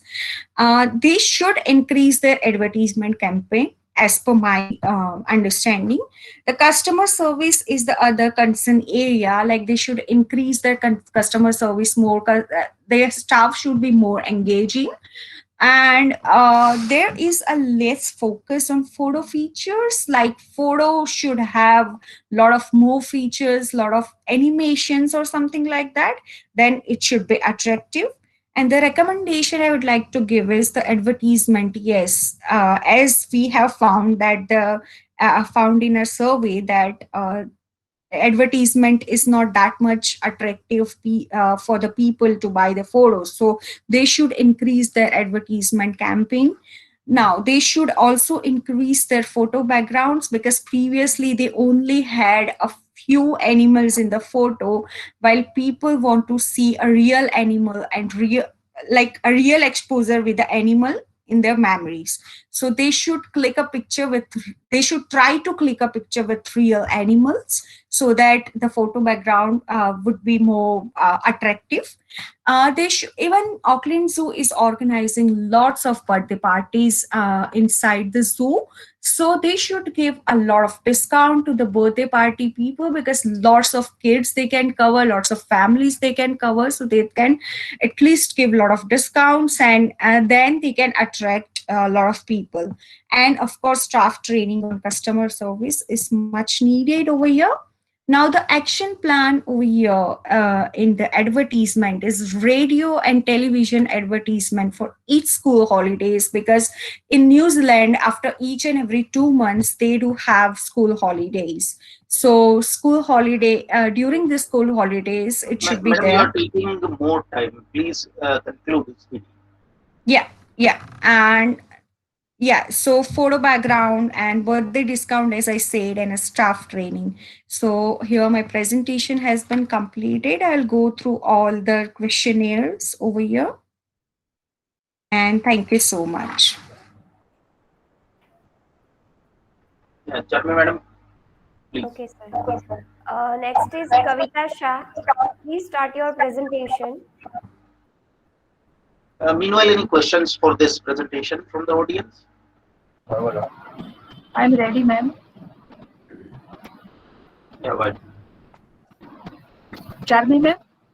Okay, yes, you start your presentation. Okay. And all the presenters, please conclude your presentation within 5 minutes. Myself, Kavita Shah. मेरा जो paper है वो behaviour modification of special children need with hearing impaired in classroom. मैं मेरा ये जो conference है वो इंटरनेशनल कॉन्फ्रेंस है, लेकिन मैं अपनी रीजनल लैंग्वेज में मेरा पेपर प्रेजेंट करूंगी।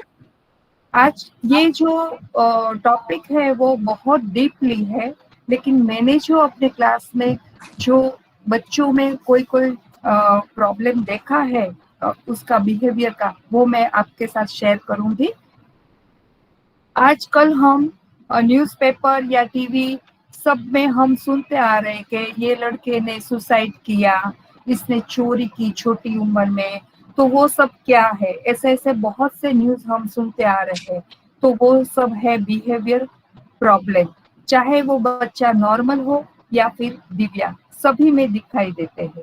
प्रत्येक बच्चों के डेवलपमेंट में के लिए फिजिकल नेसेसरी जिज्ञासा, friendship, independence, love, social, safety, respect और काउंसलिंग की जरूरत होती है। तो ये सब कहाँ से मिलती है? तो ये सब पेरेंट्स, टीचर और समाज से मिलती है। लेकिन अगर ये जरूरत बच्चों को न मिले या जरूरत से ज्यादा मिलने लगे, वहीं से उसकी बिहेवियर प्रॉब्लम की शुरुआत होती है। नेक्स्ट। मैंने ये जो मेरे चार्ट्स है उसमें मैंने जो मेरे क्लासरूम में थोड़े बहुत मैंने बिहेवियर प्रॉब्लम देखा है वो डाला है।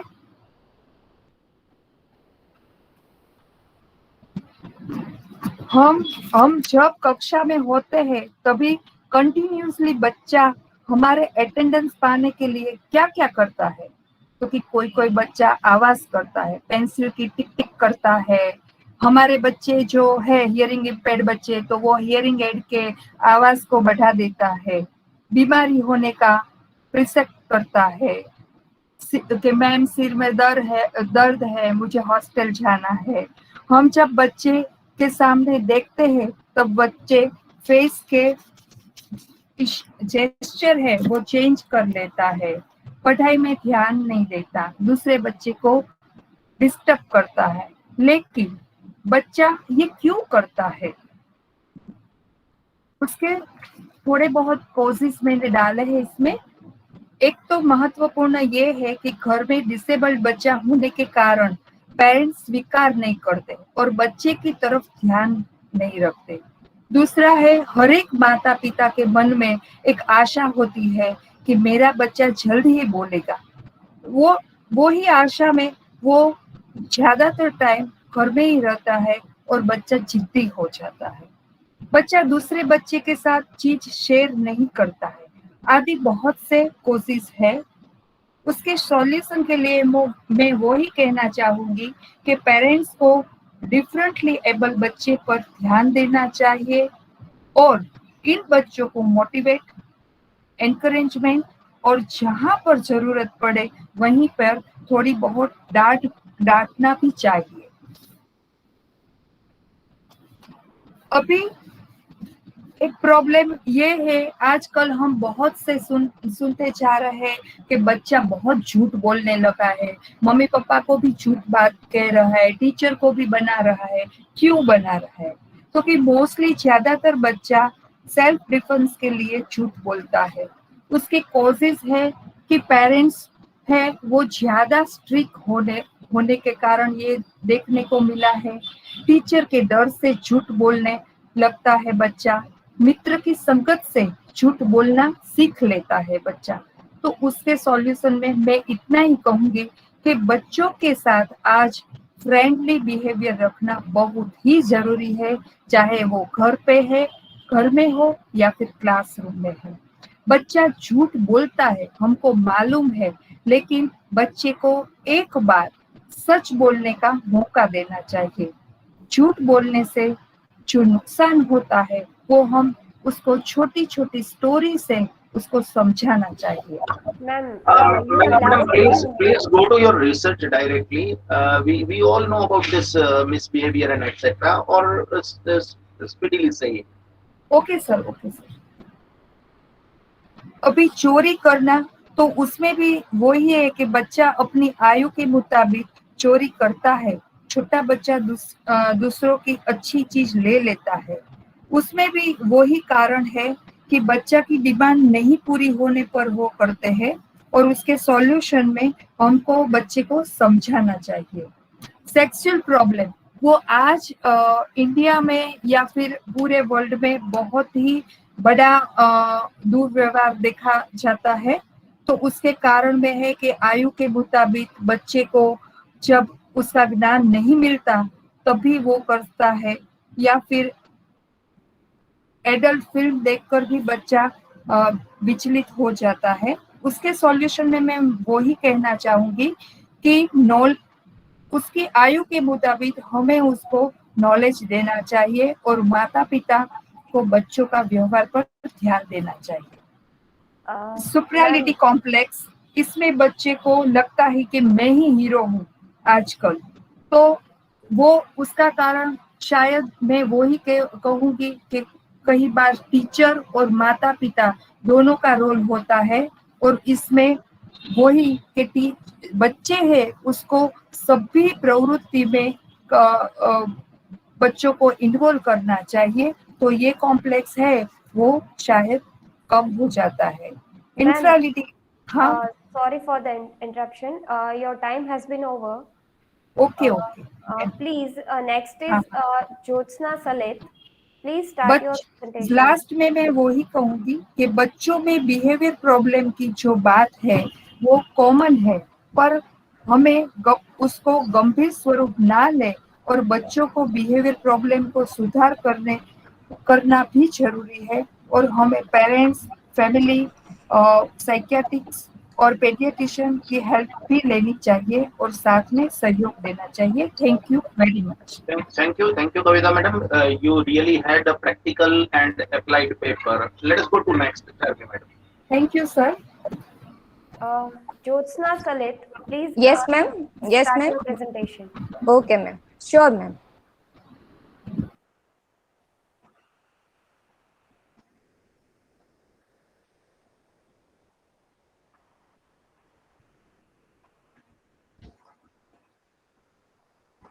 Yes, ma'am. Am I audible to ma'am? Yes, please start. Okay. I am Jyotsna Salet. I am a registered PhD scholar of Bhavnagr Mehta University, Junagadh.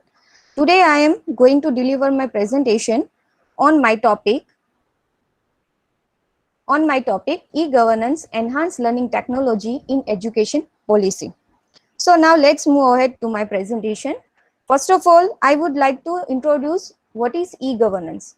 We all know about that e-governance, that is electronic governance. In simple words, we can say that it is the mediator or bridge between the government and citizen through online services. The aim or motto of the e-governance campaign is to build a smart, moral, accountable, responsive, and transparent governance. Okay, then e-governance have lots of benefits like speed, cost reduction, accountability, transparency. They have lots of benefits, but here I describe some of them. Then after, I would like to introduce type of e-governance, that is government to citizen, government to employees, government to business, government to government. Then after, I would like to introduce our Indian education system. The Indian education system is one of the most powerful and prominent in the world. In ancient time, we all know about Gurukul education system, in which everyone who wanted to learn went to ashram and asked to be taught. But now, it's governed by the both private and public sector. Here I describe some chart of our education system. We all know about that, like it is a school education and higher education. In school education, we all know about the pre-primary, primary and secondary, all that. In higher education, we all know vocational education, distance education and university education. Madam, we know about these concepts. Yes, go to directly your research work. Actually, sir, yes, okay, sir. I will research in the ICT tools in BEST, like I am researching currently in e-governance, that I introduce our ICT base, because ICT is a e-governance heart. ICT, without ICT, e-governance is not properly work. So in this paper, I will introduce the ICT most, okay, that is the ICT tools, like old ICT tools like television, telephone, tabs, cassette, video, etc. And today we used most new ICT tools like computers, satellites, wireless technology, internet. And in this paper, I introduced the impact of ICT in education. Like this is very beneficial to in our overall education. It is also benefits to a student. It also benefits to our teachers, and it's also benefits to parents. In our overall education, these four are main parts of in our education. That ICT is very beneficial to all these four. This here I describe this description of these four: benefits to student, benefits to teachers, and benefits to parents. Then most in higher education, how e-governance is beneficial. In education, most of we know that the benefits to university. How it's benefits to university, here I describe this point. And how is beneficial to student, e-governance beneficial to student. And benefits to college, its benefits to education system. Here I describe some of them. And most e-governance beneficial to this point, like e-monitoring. E-monitoring is very helpful to our education. E-library, we can read any book from the internet. E-library, it is because of the e-governance. E-application, we can fill various forms at our home using the e-application. This is the best benefit of e-governance. And counseling and guidance, students conveniently get appropriate advice and guidance from the e-governance services.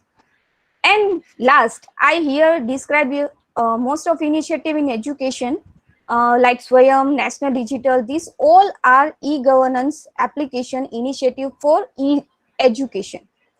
In last, I concluded that ICT plus e-governance make education more and more influential. So thank you so much, sir. Thank you, K.R.Doshi Group of College and entire team for providing me opportunity to present my paper. Thank you. Thank you very much. A good presentation. Any question from the audience? No, Charmi madam, please continue. Okay. Next is Manjusha Dek. Manjusha Dek, are you audible?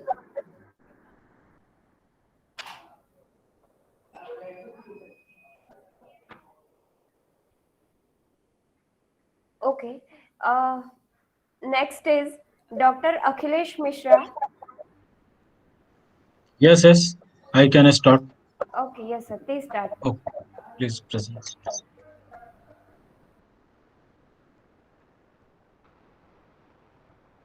Please, all participants, all presenters, please be a little quick as we are running out of time. Good afternoon, all of you. Especially thanks to Charmi ma'am for the giving opportunity to present it. Mrs. Archana Mishra is now not well due to COVID. So I am presenting this paper. I am Dr. Akhilesh Kumar Mishra, Associate Professor, Department of Commerce, Sri Aurobindo College, Evening. My topic is Karma Yoga, duties first. This topic is from the Gita.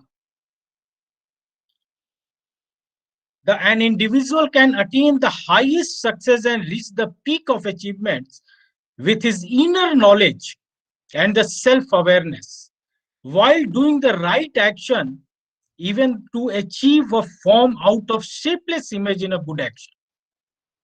The action of the human being is according to the country, epoch, or the time and the society. So it is a little complicated to understand this, no doubt about that. The Supreme Lord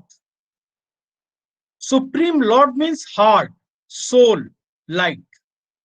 Light, soul is a small part of the light, and heart represent the soul power in our body. So heart is a Supreme Lord in our body. Supreme Lord is the basic foundation of all the living being in the universe. whose strength and the energy activates the entire world. He is also the source of all the action of the human being. क्या हुआ? Present नहीं हो रखा?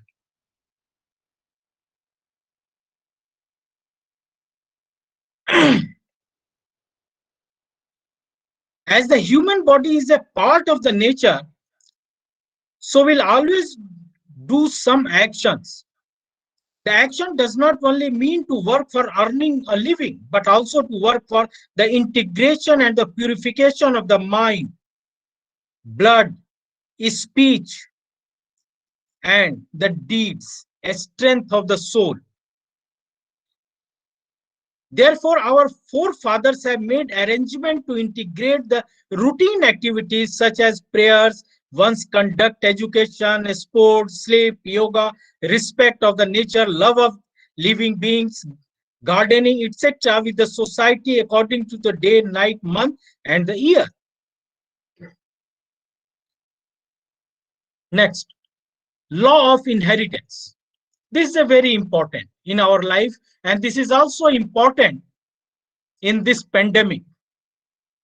Elements of environment as to loan to the mankind by the supreme soul. So many different laws made by the government. Air quality, law of the cleanliness of the environment, laws of to maintain the quality of water, water resources, and the fisheries, law on the waste management, law on mining, forestry law, earth, law on energy, ecocide, environmental justice, environmental crime, insurance law, and last is international law, land law, sea laws, rights of nature. Basically, our survival depends on the healthy ecosystem.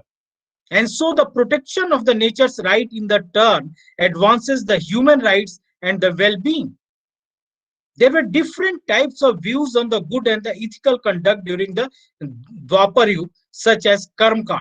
Vedic ceremony, the ethics of the Upanishads, the sacrifices of the attachment to the outcomes of the actions and the thoughts on the prayers to the God. The holy book of Srimad Bhagavad Gita has presented these views in a well-organized and a systematic manner. It especially emphasizes on the stability in the behavior that is the basic foundation of the relationship with the complete society. The stability in the family and the social relationship is considered as the ethical progress of the human being and the society. In these words, amongst all living beings, it is only the heart of the human being that understand and realize the responsibility towards the family, society, and the nation. Next slide. Fundamental duties of all citizens of this country.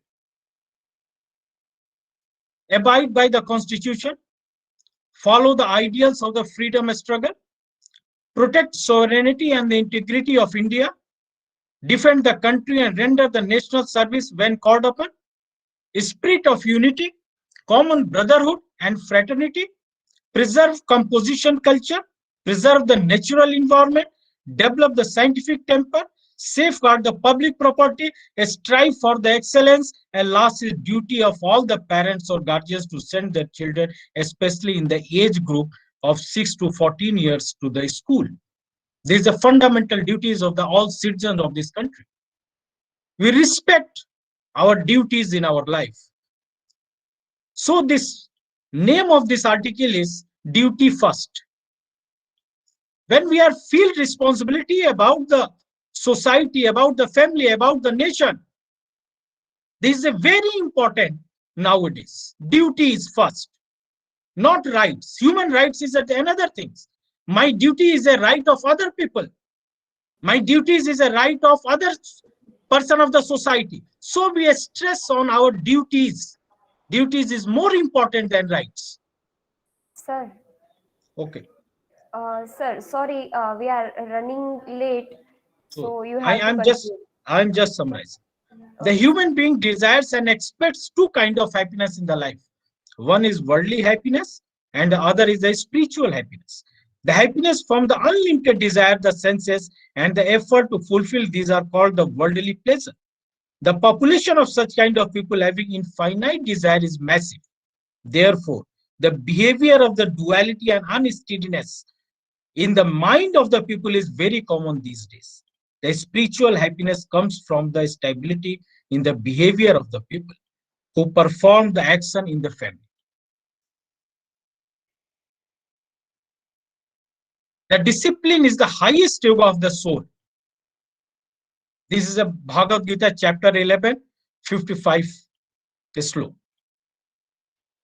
When we want to perform best in our life, this is the first and last yoga which is related with our heart is called disciplined life, disciplined behavior, disciplined language, disciplined way of thought, and disciplined way of thinking.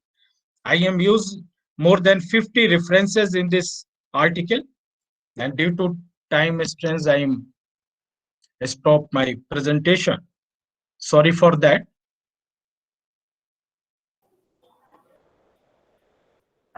Sir, we are sorry for the actually we No, are very that's actually useful paper. Can you, Chairman Madam, please distribute it for further reading to the participants and researchers. Sure, sure, sir. I have already sent to Charmi ma'am. I know, Mr. Sir. Okay, thank you. Next one is Achal Saxena. And Harin Bhatt, please Thank be you. ready. Thank you, Charmi ma'am. I am leaving. Thank you, sir. Okay, okay. Good afternoon, convener, madam, and composers and alternate leads. I am Anchal Saxena, Vice Principal Kendriya Vidyalaya Kanpur, and I'm highly thankful to you all for giving me such a wonderful opportunity to present my paper. I'm just going to share my screen.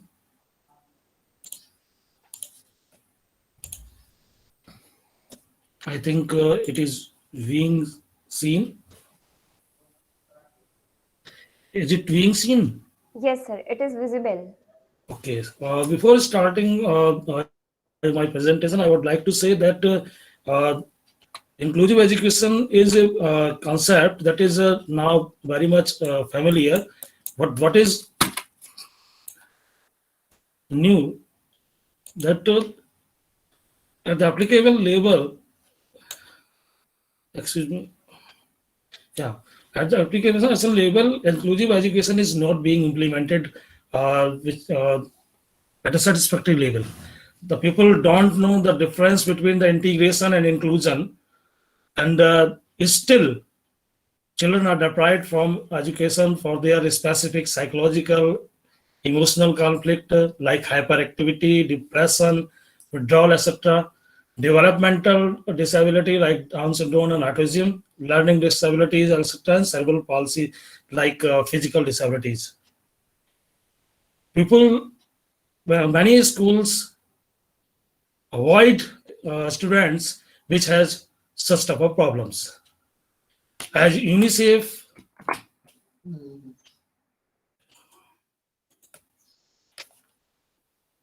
also find out that 93 million children from whole world worldwide live with disabilities, and in which nearly 50% of the children are not finding any education in a school. When we have equal opportunity, they should have all the students should have equal right of and equal opportunity of same education, equal opportunity to develop themselves, equal opportunity for developing their life skills, etc. But they are not finding it. And normally private schools deprive them, they refuse due to financial disability, emotional disability, and physical disability. Financial is another thing, but emotional and physical disability is what we are discussing here. And students are being deprived due to such type of disability. And if the students are finding education in schools, they are not being respected. Their needs are being not deal with quality. They are not having a quality atmosphere. When the about litigation and what Act says. Kothari Commission has already identified it in 1966. Salwanka's statement has identified it as international breakthrough for inclusion leading to paradigm shift in education. And UN Convention has made a slogan, education for all. Yet we are facing problem in inclusive education. Inclusive education means all children should have equal learning, teaching learning experience, a platform, a single platform with normal children where their needs should be treated equally with the normal children, with the typical normal children. Means they should not be deprived from any concern. And I would like to add here that special educationists are being appointed in some private schools also for that purpose. Special education for dealing such disability, not only physical disability, emotional disability, and so many other type of learning disability, developmental disability. The main thing which I have to emphasize is similar platform for both the typical and normal children. The vision of inclusion is that children can belong to the mainstream of the school. There are three terms which are being used in special education: mainstream, integration, and inclusion. Inclusion and integration are two different terms. Integration is near to segregation, but inclusion is there is no segregation at all. And mainstream means all the children with the such type of normal children, all the disabled children, and all must be included in similar platform. They must have similar opportunity for development and developing life skills. Now the requirements. The objective should be the need of all the children's. There should be this some changes are very much important to be brought. Infrastructural changes. Many schools become satisfied only by making a ramp and some physical arrangements, but curriculum-based pedagogical changes are required. Classroom management change. You know that hard of hearing and vision, for vision type of disability, we just change classroom management and we find it satisfied, but it is not proper, it is not satisfying. We have to change in all the levels: pedagogical level, cultural level, community level. We have to make so many changes. The requirement, we have to adopt zero refusal policy. We have to accept each and every disabled child or normal child or any child, even of Down syndrome, even of cerebral palsy, any child we have to respect and we have to invite him. Once admitted, a child be equally welcomed, accepted, valued, and respected. Orientation, proper orientation required, proper sensitization programs are required for all the stakeholders, means for parents, for teachers, for managing and all the persons. All the type of activities should be organized well, should be assessed well, and should be reorganized. All the stakeholders must be involved in all the process, and teachers must be trained. I have already referenced that special educationists are being appointed for this purpose. I know that inclusive education is not a very new topic, but the difference is not so much familiar to all. And private schools, at least the schools at secondary school don't know even the basic concepts of integration and inclusion. Thank you, sir. Please, we are concluding. Yes, I'm just concluding. The school buildings must be suitable and transformed, and learning materials should be transformed. We know that for different type of disability, we have to transform our material also. We have to organize some community program to make familiar community. The principals All children should have education in a regular classroom, in similar educational programs, in similar curriculum, maybe with some modifications. What similar curriculum? All types of activities must be organized by all the type of learners, and benefits. They are in inclusion. It is only one and single platform. It is in single actually media by which we can provide this education beyond all barriers, eliminates all form of discrimination, and better opportunities for learning for all type of learners. These are some researches from where I have brought these all details. These are all some references. Thanks. This is all for. Thank you so much, sir. Next is Harin Bhatt. Thank you very much for giving me the opportunity. Saxena is a very good paper for people having disabilities. We must have various kind of resources for them. Thank you, sir. Hello, am I audible? Yes, sir, you are audible. Please start. Myself, Harin Bhatt, and my topic is teaching and learning experience during COVID-19 pandemic in respect to Bhavnagar.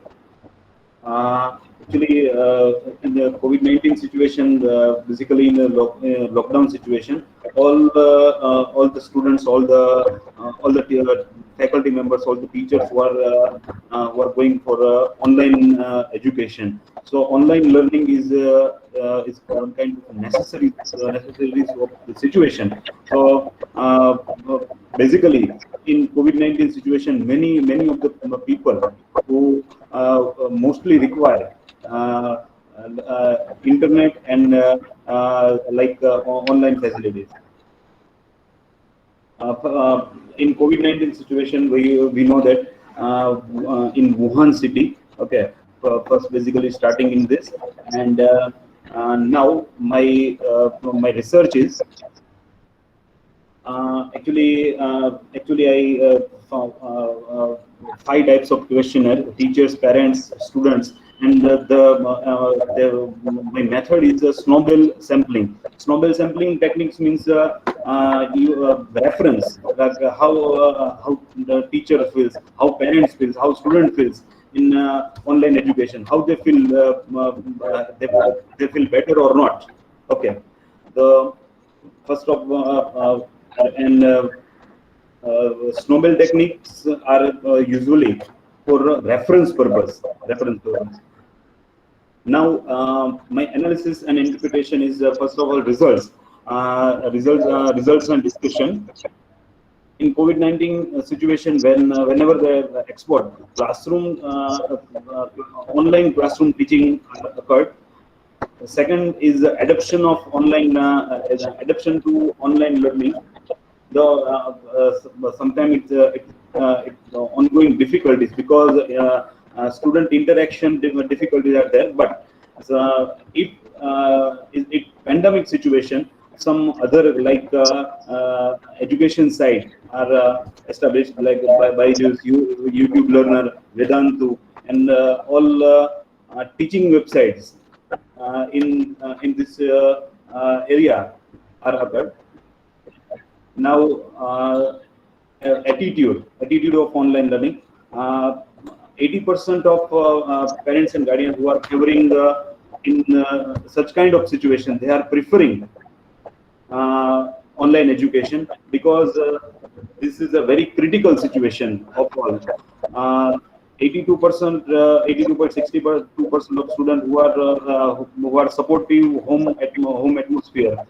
Okay, then teachers in teachers research teachers area, like in majority of lockdown situation, majority of teachers are agreed with multimedia, like online education in this.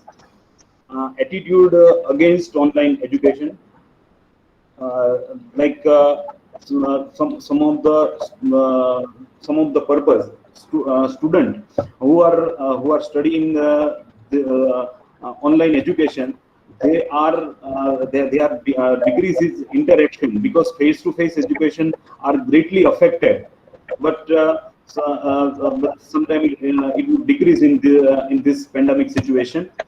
The perception and preference, although the 51% of respondents were pleasant transition to online mode.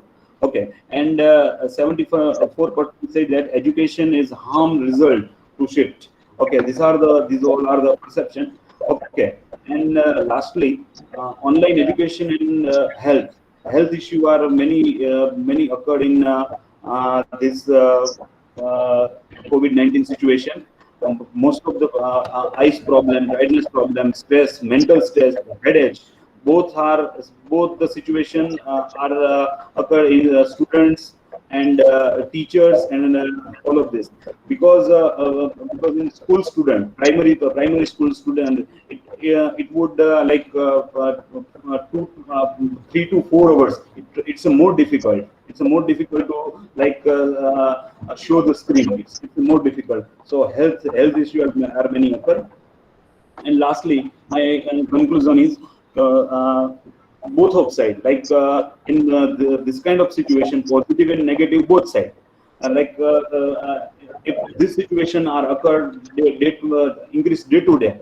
So online education is good, but if the case is decreased, then face-to-face education is better. So my conclusion is from both sides, positive and negative, both sides. Okay, thank you, madam. Okay, thank you, sir. Good one. Harin sir, a good paper. Charmi madam, please. Okay, now last one is Buddha Bharat sir. Please start your presentation. Harin sir, please stop presenting your screen. Okay.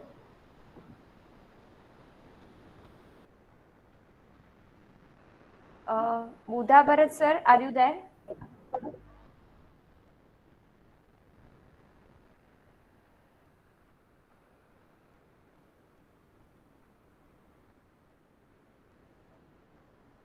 Buddha Bharat sir, are you there?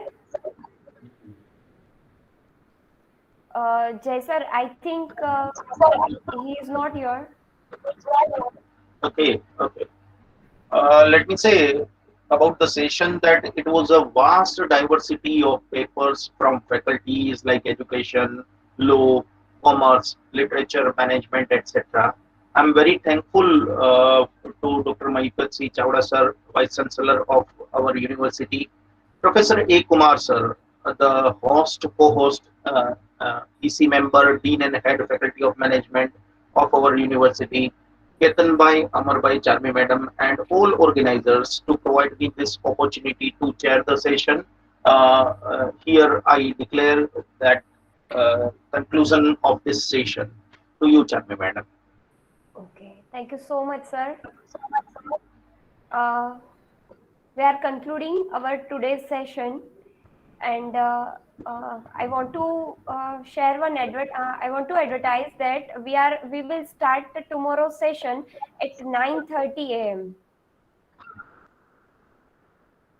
Okay, thank you so much. it's an announcement from the organizer that tomorrow a bit early we have to join from instead of 10 a.m. to 9:30 a.m. Yes, sir. Okay, thank you so much, everybody. We'll meet tomorrow with the second session.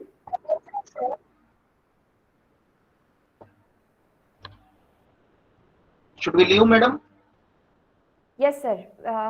We are leaving. Thank you so much, everyone.